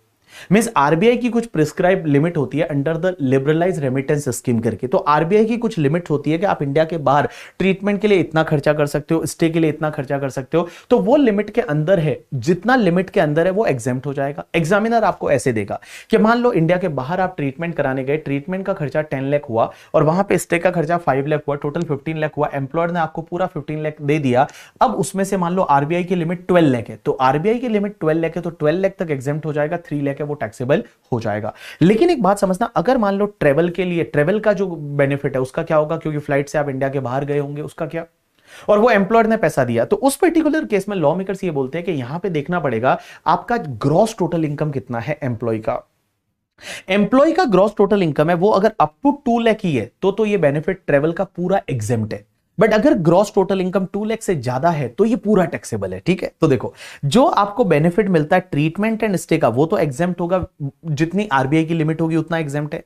लेकिन ट्रेवल का बेनिफिट जो मिला है वो एग्जेम्प्ट कितना होगा पता है आपको, देखना है आपका ग्रॉस टोटल इनकम कितना है। Gross total income is with in the limit of the 2 lakh, तो पूरा एग्जेम्प्ट करना है। बट अगर 2 लाख से ज्यादा है तो पूरा टैक्सेबल हो जाएगा ट्रेवल का बेनिफिट। अब एक और चीज समझना, क्वेश्चन ये आता है कि ट्रीटमेंट होना किसका चाहिए। तो ट्रीटमेंट होना चाहिए एक तो एम्प्लॉय का या फिर स्पाउस का या चिल्ड्रन का या फिर डिपेंडेंट रिलेटिव, और डिपेंडेंट रिलेटिव में वही मदर फादर ब्रदर सिस्टर आ जाएंगे। अब एक और चीज समझना, यहां पे जो आपका ट्रेवल का बेनिफिट है ना, as well as the stay का बेनिफिट का एग्जाम्शन दो लोगों के लिए मैक्सिमम मिलेगा। एक तो पेशेंट के लिए जिसको जो बीमार है, जिसका ट्रीटमेंट हो रहा है, और दूसरा उसके साथ में एक अटेंडेंट गया है, तो अटेंडेंट जो एक है उसका एग्जाम्शन आपको मिल जाएगा। अब एक और चीज समझना, यहां पे ध्यान रखना कि बहुत बार क्या होता है, एम्प्लॉयर एम्प्लॉय के लिए मेडिकल इंश्योरेंस प्रीमियम पे करता है, हेल्थ इंश्योरेंस एम्प्लॉयर लेता है, और एम्प्लॉयर क्या करता है, एम्प्लॉय के लिए हेल्थ इंश्योरेंस प्रीमियम पे करता है, मेडिक्लेम के लिए प्रीमियम पे करता है। तो वो प्रीमियम का बेनिफिट पूरा एग्जेम्प्ट है, वो टैक्सेबल नहीं होगा। वो प्रीमियम का बेनिफिट है वो पूरा एग्जेम्प्ट है, वो टैक्सेबल नहीं होगा। अब एक और चीज समझना, बहुत बार क्या होता है, आपको पता है बहुत बार कोविड हुआ था बच्चों को क्या, बहुत सारे एम्प्लॉयज को कोविड हुआ था, और कोविड के ट्रीटमेंट के लिए पैसा एम्प्लॉयर ने दिया था, और उन्होंने बहुत बार क्या होता था कि गवर्नमेंट हॉस्पिटल खाली ही नहीं थे, तो प्राइवेट हॉस्पिटल में इलाज कराया, तो क्या वो भी एग्जेम्प्ट होगा? Answer is yes. यहां पे एक एग्जेम्पशन ऐसा दिया था कि अगर मान लो कोविड से रिलेटेड कोई भी बीमारी हुई, और कोविड से रिलेटेड कोई भी बीमारी हुई है और उसका अगर ट्रीटमेंट कराया जाता है और एम्प्लॉयर ने पैसा दिया, भले वो प्राइवेट हॉस्पिटल में कराया लेकिन कोविड से रिलेटेड ट्रीटमेंट था, तो वो बेनिफिट पूरा एग्जेम्प्ट हो जाएगा, वो टैक्सेबल नहीं होगा। लेकिन उसमें कुछ ना कुछ कंडीशन है। कंडीशन क्या है कि पॉजिटिव रिपोर्ट, जो आपकी कोविड पॉजिटिव रिपोर्ट है एम्प्लॉय की या फैमिली मेंबर की, वो सबमिट करनी पड़ेगी एम्प्लॉयर को, वो डिटेल देगा। एज वेल एज आपका सब नेसेसरी डॉक्यूमेंट देने पड़ेंगे, मेडिकल ट्रीटमेंट एम्प्लॉय या उसके फैमिली मेंबर से रिलेटेड, और जो कोविड-19 से रिलेटेड था, suffered within 6 month from the date of being determined as कोविड-19 पॉजिटिव, मतलब कोविड-19 पॉजिटिव जैसे ही आप हुए उसके 6 महीने के अंदर अंदर कोई बीमारी वगैरह हुई कोविड से रिलेटेड है और उसका ट्रीटमेंट वगैरह कराया, तो जो भी बेनिफिट एम्प्लॉयर ने दिया वो पूरा एग्जेम्प्ट हो जाएगा करके, ठीक है। और एक्सपेंडिचर कितना हुआ उसका सर्टिफिकेट देना पड़ेगा। तो उस पर्टिकुलर केस में अगर ये तीनों कंडीशन सेटिस्फाइड होती है, तो एम्प्लॉयर ने कोविड ट्रीटमेंट कराया एम्प्लॉय के लिए, भले वो प्राइवेट हॉस्पिटल में कराया, तो भी वो पूरा एग्जेम्प्ट हो जाएगा। अब एक बात समझना, बहुत एम्प्लॉयर क्या करता है, एम्प्लॉय को लोन देता है कि चल तेरी शादी के लिए लोन ले दे देते हैं, या घर खरीदना है लोन दे देते हैं, और वो लोन कंसेशनल रेट पे देता है, या बहुत बार इंटरेस्ट ही चार्ज नहीं करता, तो उस पर्टिकुलर केस में क्या ये भी टैक्सेबल, ये बेनिफिट टैक्सेबल होगा? आंसर इज यस, ये बेनिफिट भी टैक्सेबल होगा। लेकिन इसमें एक चीज समझना, बेनिफिट टैक्सेबल कितना होगा, जितना लोन का अमाउंट है वो पूरा टैक्सेबल नहीं होगा। लोन का जो अमाउंट है मल्टीप्लाई बाय एसबीआई का इंटरेस्ट रेट कितना है, और माइनस एक्चुअल इंटरेस्ट कितना एम्प्लॉय पे कर रहा है, वो आप लेस कर दीजिए। जो भी आपका डिफरेंस रेट रहेगा मल्टीप्लाई बाय लोन का अमाउंट कितना है, उतना बेनिफिट टैक्सेबल होगा। जैसे एग्जांपल के लिए मान लो मेरे एम्प्लॉय ने मेरे से 5 लाख रुपीस का लोन लिया, चलो मैंने उसको 5 लाख रुपीस का लोन दे दिया। अब मैंने उसको जो लोन दिया ना वो 4% इंटरेस्ट से दिया, 4% इंटरेस्ट की रेट है, और एसबीआई की रेट है मान लो 9%। तो यहां पे क्या होगा, 9% माइनस 4%, बेनिफिट 5% का हुआ, तो 5 lakh multiply by 5% comes to the 25,000। So 25,000 का इंटरेस्ट बेनिफिट है वो टैक्सेबल हो जाएगा in hands of the employee. लेकिन यहां पे एक चीज समझना, बहुत बार क्या होता है, छोटा मोटा लोन होता है। छोटा मोटा लोन का मतलब, अगर मान लो उसको बेचारे को एक साइकिल खरीदनी थी और उसके लिए उसने मेरे से 10,000 का लोन लिया, तो बेनिफिट टैक्सेबल नहीं होगा। मींस अप टू 20,000 का लोन है तो बेनिफिट टैक्सेबल नहीं करना, 20,000 से ज्यादा लोन है तो ही बेनिफिट टैक्सेबल करना है। और एक और चीज समझना, यहां पे आपको क्या करना है, अगर मान लो लोन जो लिया है वो कोई स्पेसिफाइड डिजीज के ट्रीटमेंट के लिए लिया है, जैसे मान लो कोई दिल दहला देने वाली बीमारी हो गई एम्प्लॉय को, और एम्प्लॉय ने उस ट्रीटमेंट के लिए अगर कोई लोन लिया है, तो उसका कोई भी इंटरेस्ट बेनिफिट है वो टैक्सेबल नहीं करना, भले यहां पे जो आपका इंटरेस्ट है वो आपका आपका लोन है वो 20,000 से ज्यादा है। यहां पे एक बात समझना, आप जो एसबीआई का इंटरेस्ट रेट लोगे वो कौन सी डेट का लोगे, तो एसबीआई का इंटरेस्ट रेट आपको लेना है 1 अप्रैल of the previous year. Means previous year आपके लिए 23-24 है, तो 1 अप्रैल 2023 को एसबीआई का इंटरेस्ट रेट क्या है वो आपको लेना है, ठीक है। अब एक और चीज समझना, यहां पे इंटरेस्ट कैलकुलेट होता है ना वो आउटस्टैंडिंग बैलेंस पे होता है, और आउटस्टैंडिंग बैलेंस कौन सा लेना है, एवरी मंथ के लास्ट डेट को कितना आउटस्टैंडिंग था। तो जैसे आपको मान लो अप्रैल में फॉर एन एग्जांपल आप एवरी मंथ कुछ ना कुछ अमाउंट पे कर रहे हो, रीपे कर रहा है एम्प्लॉय है वो कुछ ना कुछ रीपे कर रहा है, तो आपको देखना है कि अप्रैल के एंड में कितना होगा, उस पे 1 मंथ का इंटरेस्ट, मई में के एंड में कितना है, उस पे 1 मंथ का इंटरेस्ट, वैसे आपको कैलकुलेट करना है। बट अगर रीपेमेंट नहीं हुआ तो आप सीधा रेट लेके कैलकुलेट कर सकते हैं। चलिए उसके बाद नेक्स्ट परक्यूजिट आता है गिफ्ट। गिफ्ट के केस में अगर एम्प्लॉय को एम्प्लॉयर से गिफ्ट मिलता है तो गिफ्ट का क्या होगा, अगर गिफ्ट पैसा मिला है, कैश में मिला है, तो पूरा टैक्सेबल कर दो। बट अगर काइंड में मिला है, मींस अगर मान लो काइंड में मिला है, जैसे कोई टीवी मिल गया गिफ्ट में, या कोई रेडियो मिल गया, मोबाइल फोन मिल गया, तो अगर गिफ्ट है वो इन काइंड में मिला है, तो उसमें आपको देखना है कि अगर उसकी वैल्यू लेस देन 5,000 है तो पूरा एग्जेम्प्ट है। लेस देन 5,000 है तो पूरा एग्जाम्प्ट है, लेकिन वैल्यू अगर 5,000 या उससे ज्यादा है तो पूरा टैक्सेबल कर देने का। बहुत बार क्या होता है, ईसॉप मिलता है एम्प्लॉय को, तो एम्प्लॉय को अगर ईसॉप मिलता है तो उस पर्टिकुलर केस में क्या होता है, एम्प्लॉय को बेनिफिट मिलेगा। और एम्प्लॉय को बेनिफिट कितना मिलेगा, टैक्सेबल कितना होगा, कि जो एफएमवी ऑफ द शेयर है माइनस इश्यू प्राइस कितना है। जैसे for an example fair market value share का 300 था और एम्प्लॉय को ईसॉप में 100 रुपीज में दे दिया, तो 200 रुपीज का बेनिफिट है वो एम्प्लॉय के लिए टैक्सेबल हो जाएगा करके। ठीक है, यहां पे एफएमवी आपको कौन सी डेट की लेनी है, एफएमवी आपको उस डेट की लेनी है जिस डेट को एम्प्लॉय वो अपना ऑप्शन एक्सरसाइज करता है। तो एम्प्लॉय ने जिस दिन ऑप्शन एक्सरसाइज किया उस दिन की आपको यहां पे एफएमवी लेनी है। अब यहां पे एक और चीज समझना कि सर आप बोल रहे हो कि एफएमवी माइनस जो इश्यू प्राइस है वो डिफरेंस टैक्सेबल हो जाएगा। जैसे 300 का एफएमवी था, 100 रुपीज में ईशॉप इश्यू किया था, 200 टैक्सेबल हो गया। लेकिन एम्प्लॉय आगे जाके उस शेयर को बेचेगा तो कॉस्ट क्या लेगा, तो कॉस्ट आपको फिर 300 लेनी है, क्योंकि 100 रुपीज आपने कंपनी को दिया था, 200 पे आपने सैलरी में पे किया, तो अब आपकी कॉस्ट है वो 300 हो जाएगी। तो फ्यूचर में अगर वो शेयर को बेचते और कैपिटल गेन लगता है तो उसकी कॉस्ट ऑफ एक्विजिशन आपको 300 लेना है। उसके बाद नेक्स्ट पार्ट पे चलते हैं, यूज ऑफ मूवेबल असेट। बहुत बार ऐसा होता है कि एम्प्लॉयर क्या करता है, एम्प्लॉय को कोई असेट यूज करने के लिए देता है कि चल तेरे घर पे ये यूज कर ले करके। ठीक है, जैसे घर के लिए मान लो रेडियो दे दिया, टीवी दे दिया, फ्रीज दे दिया, तो उस पर्टिकुलर केस में क्या होगा, तो अगर एम्प्लॉयर ने कोई असेट यूज करने के लिए दिया है, आपको देखना है वो असेट है कौन सी। तो असेट अगर लैपटॉप या कंप्यूटर है, एक बात बताओ, कंप्यूटर लैपटॉप एम्प्लॉय को देते हैं, एम्प्लॉय बेचारा काम करता है घर पे बैठे बैठे भी, तो उसको कोई बेनिफिट ज्यादा मिलता नहीं है। हो सकता है कभी कभी कुछ मूवी वूवी देख लेता होगा नेटफ्लिक्स पे वगैरह, बट ज्यादा बेनिफिट होता नहीं है, तो वो वाला पूरा एग्जेम्प्ट होगा। अगर आपने यूज करने के लिए लैपटॉप दिया या फिर कंप्यूटर दिया तो पूरा एग्जेम्प्ट है।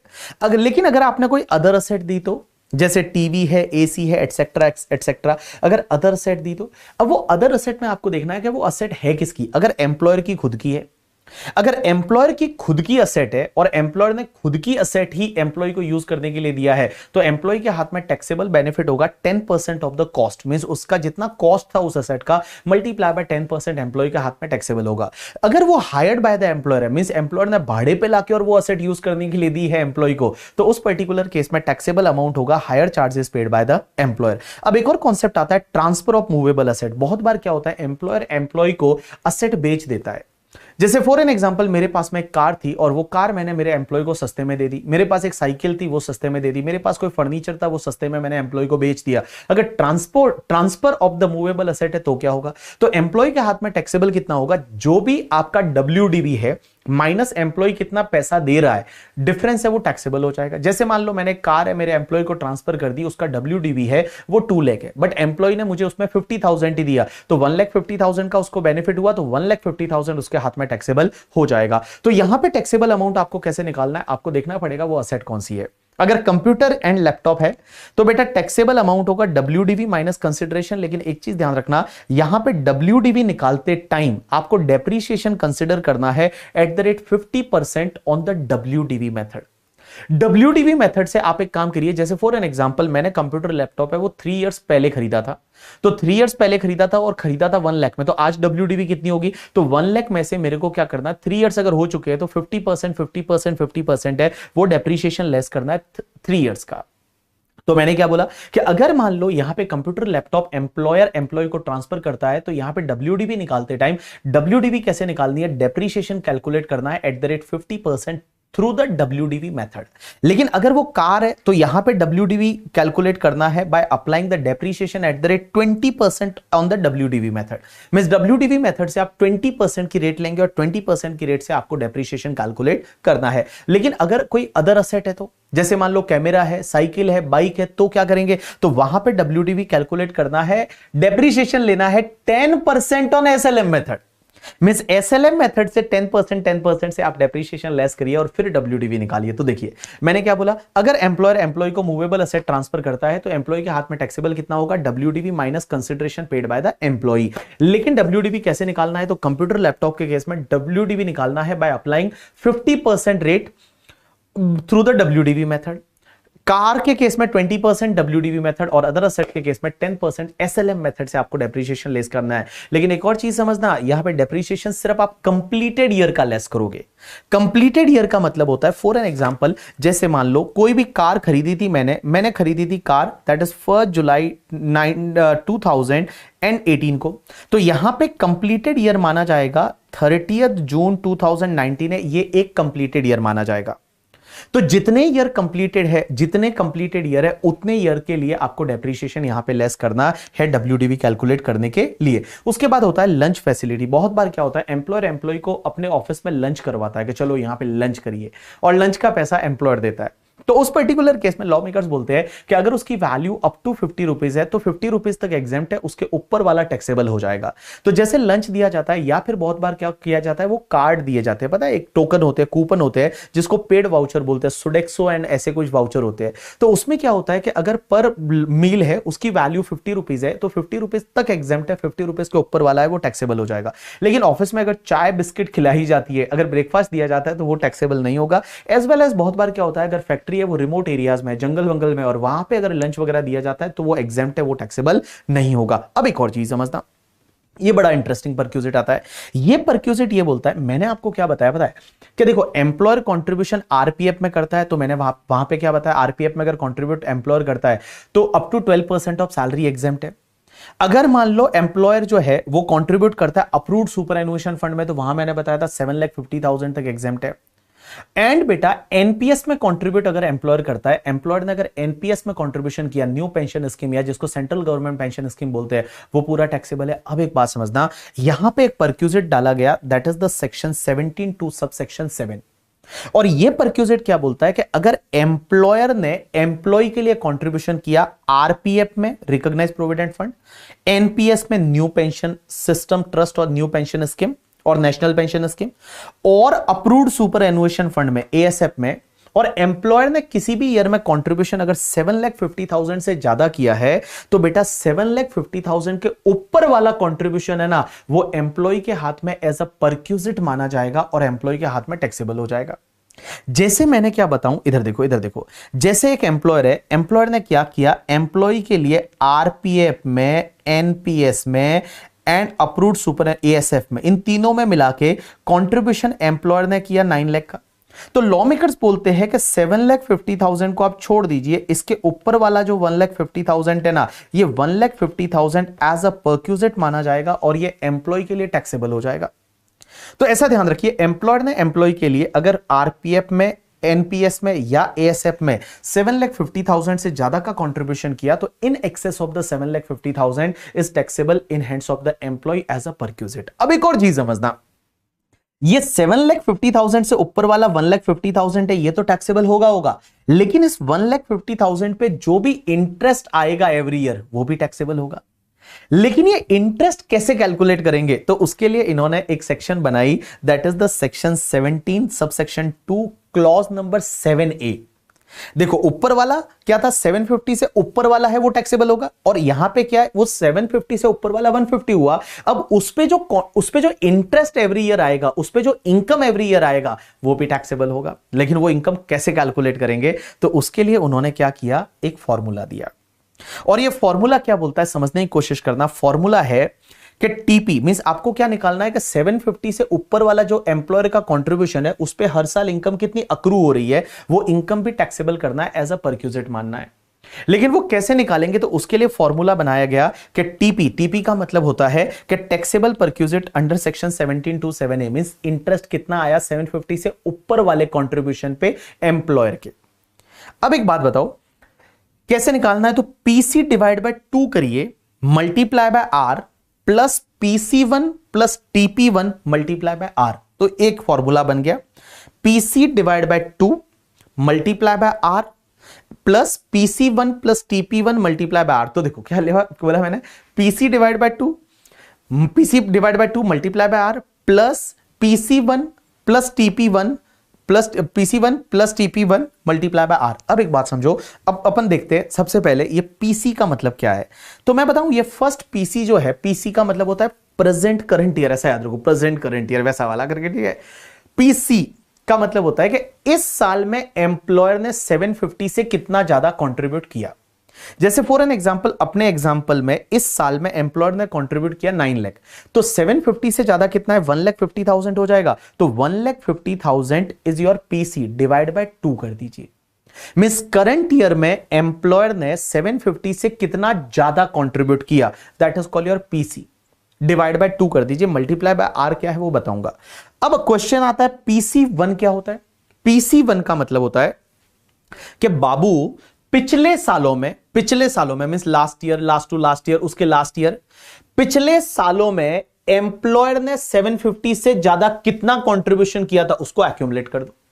जैसे लास्ट ईयर एम्प्लॉयर ने 10 लाख किया था, उसके लास्ट ईयर भी 10 लाख किया था, उसके लास्ट ईयर भी 10 लाख किया था, तो मैं बोलूं 2,50,000, 2,50,000, 2,50,000, टोटल 750, तो वो ले लीजिए आप। तो इन सिंपल वर्ड मैं ये बताऊं कि PC1 का मतलब होता है कि लास्ट ईयर्स में एम्प्लॉयर ने 750 से कितना ज्यादा कंट्रीब्यूट किया था, वो ले लीजिए PC1। अब आप बोलोगे TP1 का मतलब क्या होता है? TP1 का मतलब होता है कि लास्ट ईयर्स में कितना इनकम इस पर्टिकुलर सेक्शन में टैक्सेबल हो चुका है, मींस कितना इंटरेस्ट 1727A में टैक्सेबल हुआ था, पिछले सालों में कितना इंटरेस्ट इस 1727A में टैक्सेबल हो चुका है, वो ले लीजिए TP1। अब मल्टीप्लाई यहां पे भी R और यहां पे भी R। R का मतलब क्या? तो R के लिए इन्होंने बोला आप एक काम करिए, R निकालने के लिए I divide by F average कर दीजिए, I divide by F average कर दीजिए। लेकिन क्वेश्चन यह आता है I का मतलब क्या? तो आई का मतलब होता है कि करंट ईयर में आपको एनपीएस, एएसएफ एंड आरपीएफ से कितना इनकम हुआ, करंट ईयर में आपको आरपीएफ, एनपीएस एंड एएसएफ से कितना इनकम हुआ, वो ले लीजिए, divide by F average. But F average का मतलब क्या? तो एफ एवरेज का मतलब होता है, आप एक काम करिए कि आपका जो आरपीएफ, एनपीएस, एएसएफ का इस साल का ओपनिंग बैलेंस कितना था, प्लस करिए क्लोजिंग बैलेंस कितना है और डिवाइड कर दीजिए 2, तो ये आपका आ जाएगा F average. You got my point और नॉट? यस। अगेन मैं आपको बता रहा हूं, समझने की कोशिश करना। मैंने आपको बोला कि यहां पे सेक्शन 17(2) सबसेक्शन 7A में क्या होता है कि 7,50,000 से ज्यादा जितना एम्प्लॉयर कंट्रीब्यूट करता है उस पे जो इंटरेस्ट है, इंटरेस्ट भी टैक्सेबल होगा। बट वो कैसे टैक्सेबल होगा, उसके लिए फॉर्मूला है PC divide by 2 multiply bye R plus PC1 plus TP1 multiply bye R। PC का मतलब होता है करंट ईयर में 750 से ऊपर वाला जितना कंट्रीब्यूशन है डिवाइड बाय 2 कर दो। अब PC1 का मतलब होता है लास्ट ईयर्स में 750 से जितना ज्यादा कंट्रीब्यूशन था वो ले लीजिए, और यहां TP1 का मतलब होता है कि लास्ट ईयर्स में कितना इंटरेस्ट टैक्सेबल हुआ था अंडर सेक्शन 17(2)(7A में, वो एग्रीगेट कर लीजिए। और R का मतलब होता है I divide by F average. I का मतलब करंट ईयर में कितना इंटरेस्ट या इनकम हुआ आपको करके इस पे जो आरपीएफ वगैरह है। एंड बेटा एफ एवरेज का मतलब होता है कि भैया ओपनिंग बैलेंस आपके इन फंड्स का कितना था, क्लोजिंग बैलेंस कितना, उसको ऐड कर दीजिए, डिवाइड बाय 2 कर दीजिए। यू गॉट माय पॉइंट और नॉट? यस। मैंने आपको कंपाइलर में एक क्वेश्चन दिया है, वो अगर आप देखोगे तो आपके सब फंडे जो है वो क्लियर हो जाएंगे। उसके बाद नेक्स्ट परक्यूजिट आता है रेंट फ्री अकोमोडेशन, या जिसको अपन हाउस फैसिलिटी बोलते हैं। बहुत बार एम्प्लॉयर क्या करता है, एम्प्लॉय को रहने के लिए घर देता है कि चलो यार तुमको रहने के लिए हम घर देते, क्या बात करोगे तुम, रहो, हमने आपको घर दिया, इस घर में रहिए करके, ठीक है। तो अगर एम्प्लॉयर ने एम्प्लॉय को रहने के लिए घर दिया तो that is called your house facility. तो हाउस फैसिलिटी का बेनिफिट कितना टैक्सेबल होगा? अगर गवर्नमेंट एम्प्लॉय है तो गवर्नमेंट एम्प्लॉय के केस में टैक्सेबल होगा जो गवर्नमेंट का रेडी रेकनर रेट या लाइसेंस फीस होती है। लाइसेंस फीस है वो आपको एग्जाम में दे रखी होगी कि लाइसेंस फीस या रेडी रेकनर फीस है वो आपको एग्जाम में दे रखी होगी, तो taxable as per the licence fee decided by the government. जो गवर्नमेंट की फीस होगी उतना एम्प्लॉय के हाथ में टैक्सेबल होगा। लेकिन अगर वो प्राइवेट एम्प्लॉय है और आपको देखना है कि वो हाउस है किसका, हाउस एम्प्लॉयर का ओन है, means house is owned by the employer, employer का खुद का घर है वो। अगर वो एम्प्लॉयर का खुद का घर है तो एम्प्लॉयर के हाथ में टैक्सेबल कितना, एम्प्लॉय के हाथ में टैक्सेबल कितना होगा, आइदर 7.5%, 10% और 15% ऑफ द सैलरी। लेकिन आप बोलोगे कब 7.5% लेना है, कब 10% लेना है, कब 15% लेना है, तो आप एक बात बताओ, एम्प्लॉय जहां पे जिस घर में रह रहा है उस एरिया का पॉपुलेशन अगर अप टू 10 लाख है तो आप 7.5% ऑफ सैलरी लीजिए। अगर वो 10 लाख से ज्यादा है बट अप टू 25 लाख है तो 10% लीजिए, और 25 लाख से ज्यादा है तो 15% ऑफ सैलरी आपको लेना है। तो मैंने क्या बोला, यहां पे एम्प्लॉयर जो है, एम्प्लॉयर का खुद का घर है, तो एम्प्लॉय के हाथ में टैक्सेबल कितना होगा, एम्प्लॉय के हाथ में टैक्सेबल होगा आइदर 7.5% और 10% और 15% ऑफ सैलरी। 7.5% तब लेना है जब उस एरिया का पॉपुलेशन अप टू 10 लाख है, 10 लाख से ज्यादा है बट अप टू 25 लाख है तो 10%, और अगर 25 लाख से भी ज्यादा है तो आपको कितना लेना है, 15% लेना है सैलरी का। सैलरी का मतलब यहां पे बीडीबी एसीएम होता है। बीडीबी एसीएम क्या होता है अभी मैं आपको बता दूंगा।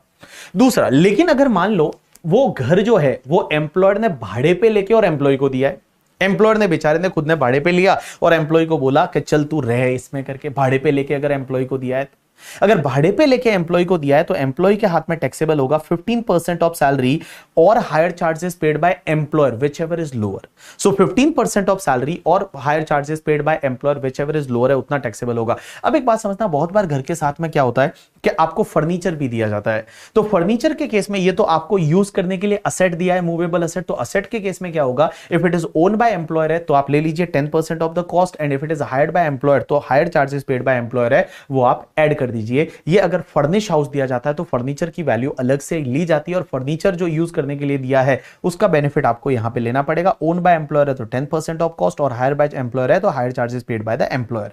अब एक चीज समझना, यहां पे सैलरी का मतलब होता है आपका बीडीबी एसीएम। बीडीबी एसीएम का मतलब, सबसे पहले बी का मतलब होता है कि आपको बेसिक सैलरी लेना है। डी का मतलब होता है आपको डियरनेस अलाउंस लेना है, सिर्फ टर्म्स वाला। उसके बाद बी का मतलब होता है बोनस। ए का मतलब होता है आपको टैक्सेबल अलाउंसेस कितने वो लेने हैं। सी का मतलब होता है कमीशन और एम का मतलब होता है other monetary income other than perquisite.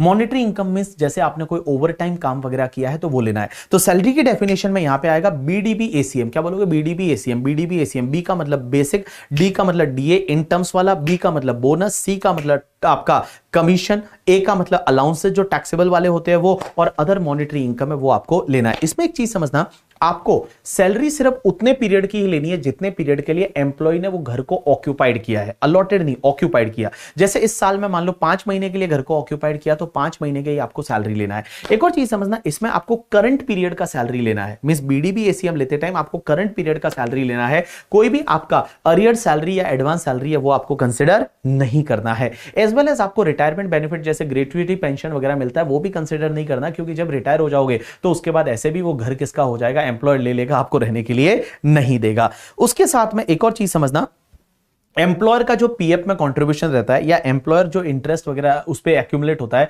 वो भी आपको कंसिडर नहीं करना। यहां पे आपको सैलरी का मतलब बीडीबी एसीएम याद रखना। बी मतलब बेसिक, डी का मतलब डीए इन टर्म्स, बी का मतलब बोनस, सी का मतलब कमीशन, ए का मतलब टैक्सेबल अलाउंस और एम का मतलब अदर मॉनिटरी इनकम। उसके बाद में एक कॉन्सेप्ट आता है होटल बेनिफिट। अब एक बात समझना, ये होटल बेनिफिट कब दिया जाता है कि अब आपको बहुत बार होटल में रहने के लिए एम्प्लॉयर देता है। तो होटल बेनिफिट के केस में आपके लिए परक्यूजेट एम्प्लॉय के लिए टैक्सेबल कितना होगा, 24% ऑफ द सैलरी और hire charges paid by employer whichever is lower। तो 24% ऑफ द सैलरी और hire charges paid by the employer whichever is lower। लेकिन एक चीज समझना, बहुत बार अगर मान लो आपको होटल दिया जाता है जब आपका ट्रांसफर होता है एक जगह से दूसरी जगह, एक जगह से दूसरी जगह ट्रांसफर होता है, ट्रांसफर के टाइम पे आपको होटल दिया गया और होटल सिर्फ 15 डेज के लिए दिया गया है तो ये बेनिफिट टैक्सेबल करने की जरूरत नहीं है। एक और चीज समझना, हाउस फैसिलिटी और होटल फैसिलिटी में अगर एम्प्लॉय कुछ ना कुछ रेंट दे रहा है एम्प्लॉयर को, एम्प्लॉय अगर कुछ ना कुछ रेंट दे रहा है एम्प्लॉयर को, तो जितना एम्प्लॉय दे रहा है वो आपका लेस हो जाएगा, जितना एम्प्लॉय दे रहा है वो क्या हो जाएगा, लेस हो जाएगा। नेक्स्ट पार्ट पे चलते हैं, कार फैसिलिटी। अब एक बात समझना, कार फैसिलिटी क्या है। तो कार फैसिलिटी के केस में एक चीज ध्यान रखना, कार अगर एम्प्लॉय को यूज करने के लिए दी जाती है लेकिन वो कार पूरा ऑफिस पर्पस के लिए है। अगर कार फुल्ली ऑफिस पर्पस के लिए है तो एम्प्लॉय को कोई भी बेनिफिट नहीं होगा, वो पूरा ही एग्जेम्प्ट है, उसमें कुछ भी टैक्सेबल नहीं करना। लेकिन कार अगर पर्सनल पर्पस के लिए है और फुल्ली पर्सनल पर्पस के लिए है, तो फुल्ली पर्सनल पर्पस के लिए है तो यहां तो पूरा ही टैक्सेबल होना चाहिए। ये तो यूज ऑफ मूवेबल असेट हो गया। तो अगर फुल्ली पर्सनल पर्पस के लिए कार दी जाती है तो टैक्सेबल कितना होगा एम्प्लॉय के हाथ में बेनिफिट। तो सबसे पहले if car is owned by employer तो आप 10% ऑफ द कॉस्ट ले लीजिए।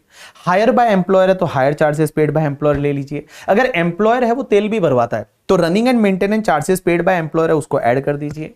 अगर मान लो एम्प्लॉयर ने ड्राइवर भी दिया है तो ड्राइवर का सैलरी है वो भी ऐड कर दीजिए। इतना बेनिफिट है वो एम्प्लॉय के हाथ में टैक्सेबल हो जाएगा। लेकिन अगर मान लो कार पीओपीपी पर्पस के लिए है, पीओपीपी का मतलब होता है आपका partly office partly personal. Means बहुत बार कार क्या होती है, कुछ टाइम के लिए ऑफिस के लिए यूज करते हो, कुछ टाइम के लिए आप पर्सनल पर्पस के लिए यूज करते हो, तो उस पर्टिकुलर केस में कितना बेनिफिट टैक्सेबल होगा। तो लॉ मेकर्स यहां पे बोलते हैं कि अगर पीओपीपी पर्पस के लिए कार है तो आपको यह देखना पड़ेगा कार है किसकी।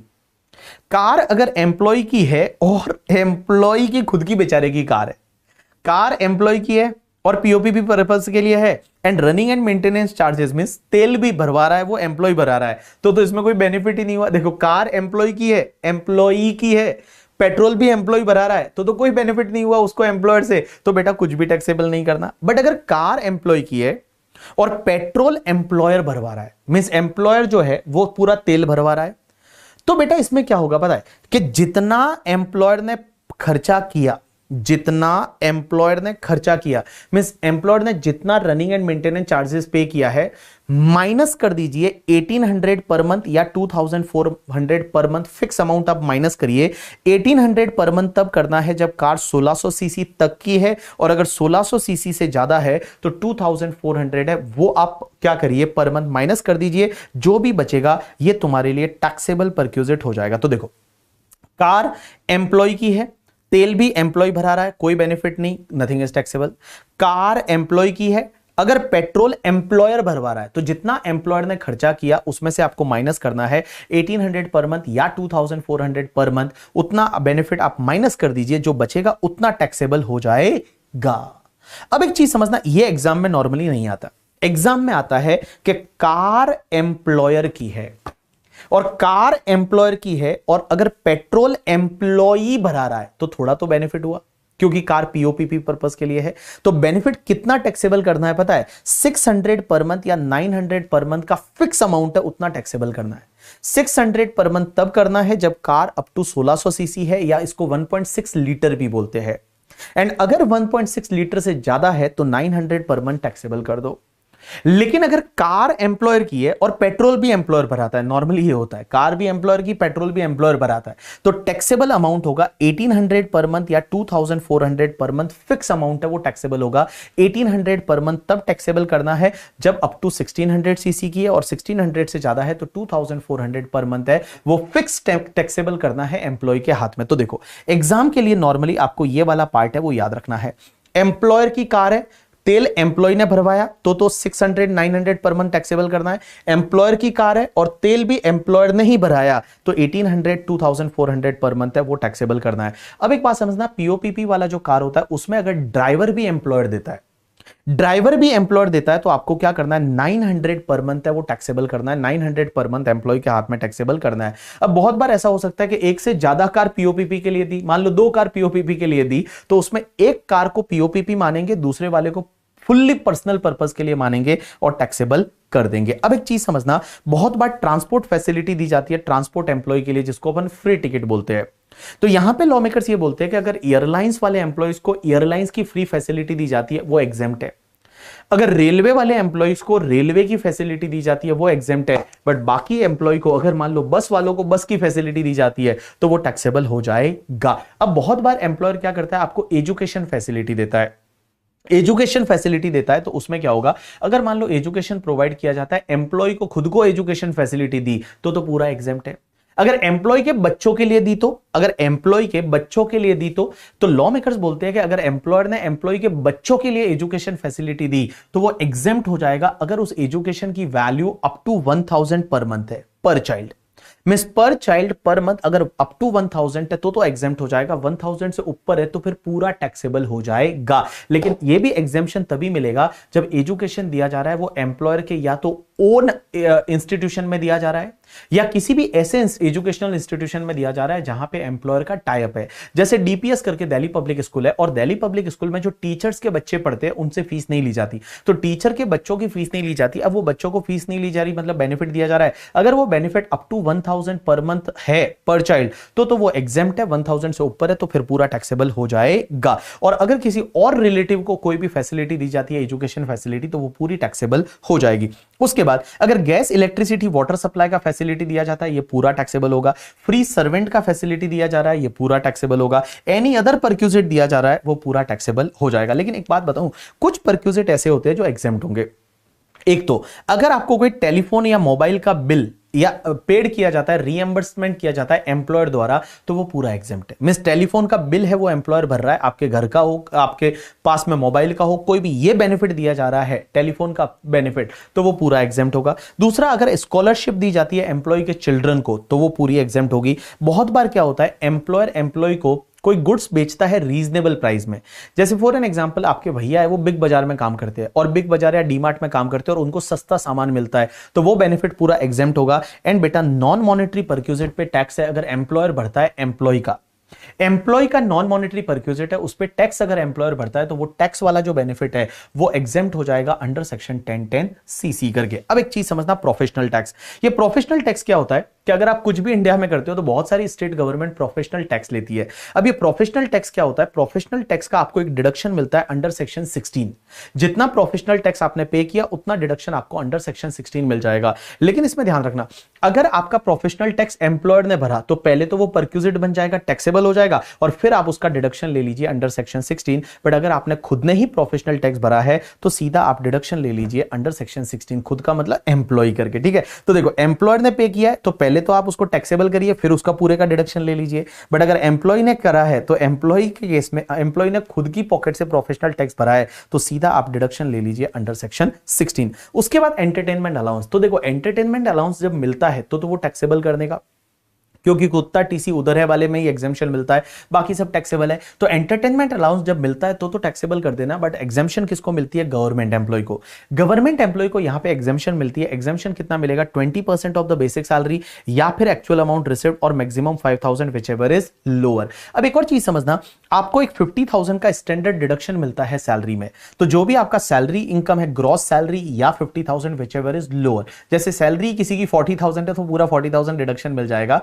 पर एनम सैलरी बोल रहा हूं, पर ईयर सैलरी बोल रहा हूं। ठीक है, तो अगर 40,000 है और 50,000 लोअर कम्स टू 40,000। बट अगर मान लो आपका सैलरी है वो 10 लाख है तो 10 लाख और 50,000 लोअर कम्स टू 50,000, तो 50,000 का एक स्टैंडर्ड डिडक्शन सैलरी हेड में मिलेगा। एक कॉन्सेप्ट आता है पे स्केल। यहां पे क्या होता है, जैसे मान लो आपको ऐसा दे रखा है 10,000, 1,000, 13,000, 1,500, 16,000, 2,000, 20,000, 300, 3,000।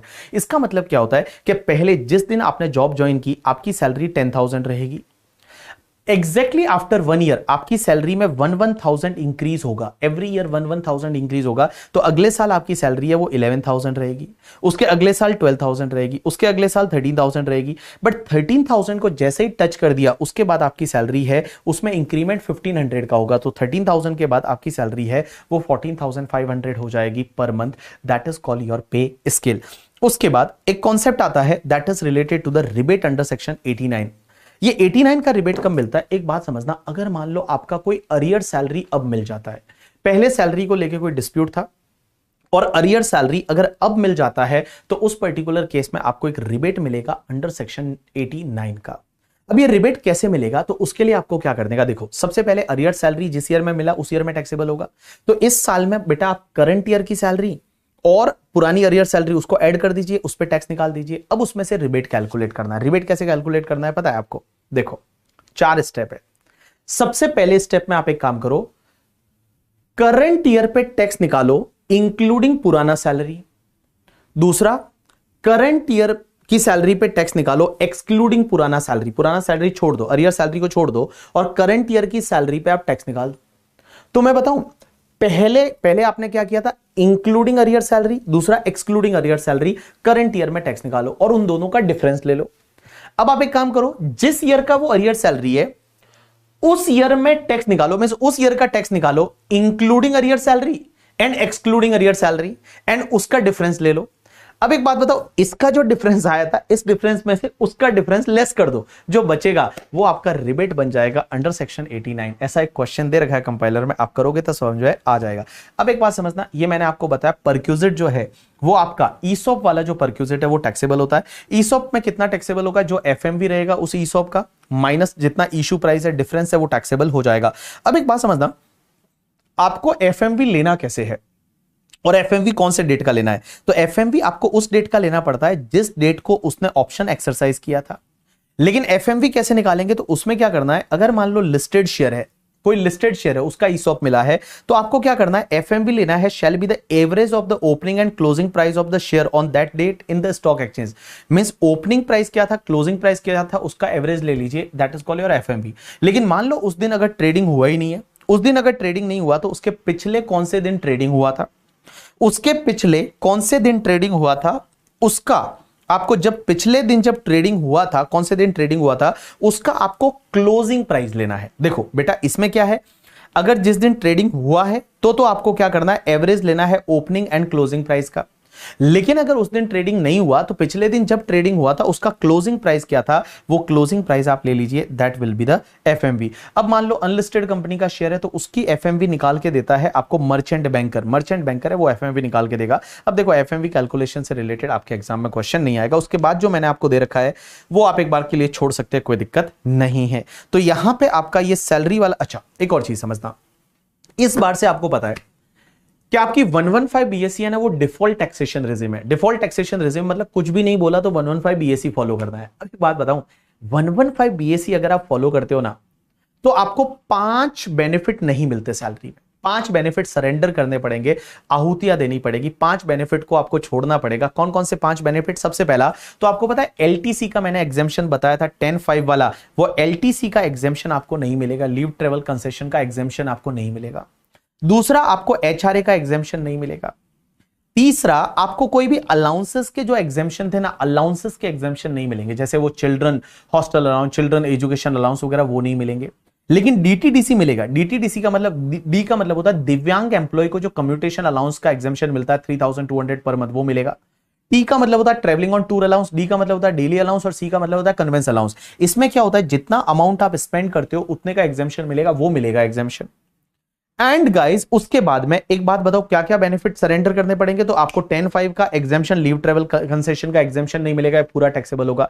एचआरए का एग्जेम्पशन नहीं मिलेगा, ये पूरा टैक्सेबल होगा। तीसरा, आपके अलाउंसेस के एग्जेम्पशन नहीं मिलेंगे बट डीटीडीसी का एग्जेम्पशन मिल जाएगा। चौथा, आपका सेक्शन 16 में एक चीज ध्यान रखना, जो एंटरटेनमेंट अलाउंस का एग्जेम्पशन है एंड प्रोफेशनल टैक्स का एग्जेम्पशन है, बेसिकली डिडक्शन बोलते हैं, वो नहीं मिलेंगे। तो entertainment allowance and professional tax का जो डिडक्शन है वो आपको नहीं मिलेगा। तो जो deduction under section 16(2) and 16(3) for the entertainment allowance and professional taxes है, वो आपको डिडक्शन नहीं मिलेगा। एंड उसके साथ में गाइस, आपको पता है अगर आपको फ्री मील दिया जाता है ऑफिस में तो 50 रुपए की अगर वैल्यू है तो 50 रुपए तक एग्जेम्प्ट होता है, उसके ऊपर वाला टैक्सेबल होगा, वो एग्जेम्पशन आपको नहीं मिलेगा। ये बेनिफिट्स आपको नहीं मिलेंगे जब आप डिफॉल्ट टैक्सेशन रिजिम 115 बीएससी में जाते हो। बट अगर आप उससे डिफॉल्ट टैक्सेशन रिजिम से ऑप्ट आउट करते हो और नॉर्मल प्रोविजन में जाते हो तो ये एग्जेम्पशन डिडक्शन का बेनिफिट आपको मिल जाएगा। तो गाइस, यहां पे आपका ये टॉपिक कंप्लीट होता है। इस टॉपिक का नाम था इनकम फ्रॉम सैलरी।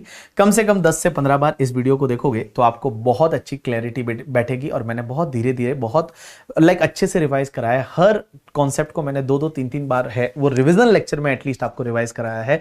तो अब आपकी ड्यूटी है कि एग्जाम में अच्छे मार्क्स स्कोर करना। हमारी रिस्पॉन्सिबिलिटी यहां तक रहती है कि आपको लास्ट डे तक हम आपको सपोर्ट कर सके, हम आपको रिवाइज करा सके, आपको क्लास में पढ़ाया भी है, आपके पास नोटबुक भी है, आपके पास कॉम्पैक्ट भी है। अब आपकी रिस्पॉन्सिबिलिटी है कि आप अच्छे से एग्जाम में परफॉर्म करें और अच्छे से नंबर लेके आए। बिकॉज गाइस, क्या होता है ना कि आपकी लाइफ में आप अगर पास होंगे या आप अगर फेल होंगे, उसके लिए रेस्पॉन्सिबल आप ही हो करके, ठीक है।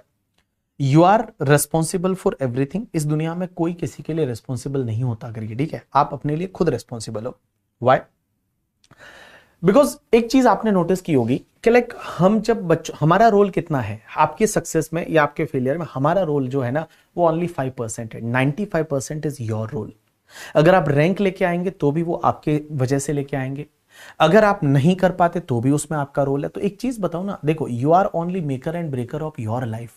आपकी लाइफ के मेकर एंड ब्रेकर आप है। दुनिया में एक बात बताऊं, जब आप जीत रहे होते हो ना, जब आप पास हो जाते हो, सब लोग आपका क्रेडिट लेते हैं। हम लोग भी आपका क्रेडिट लेते हैं, आपके मम्मी पापा भी लेते हैं, सब लोग लेते हैं, अरे यार हमने वो ऐसे किया था इसलिए ये हुआ था एंड ऑल।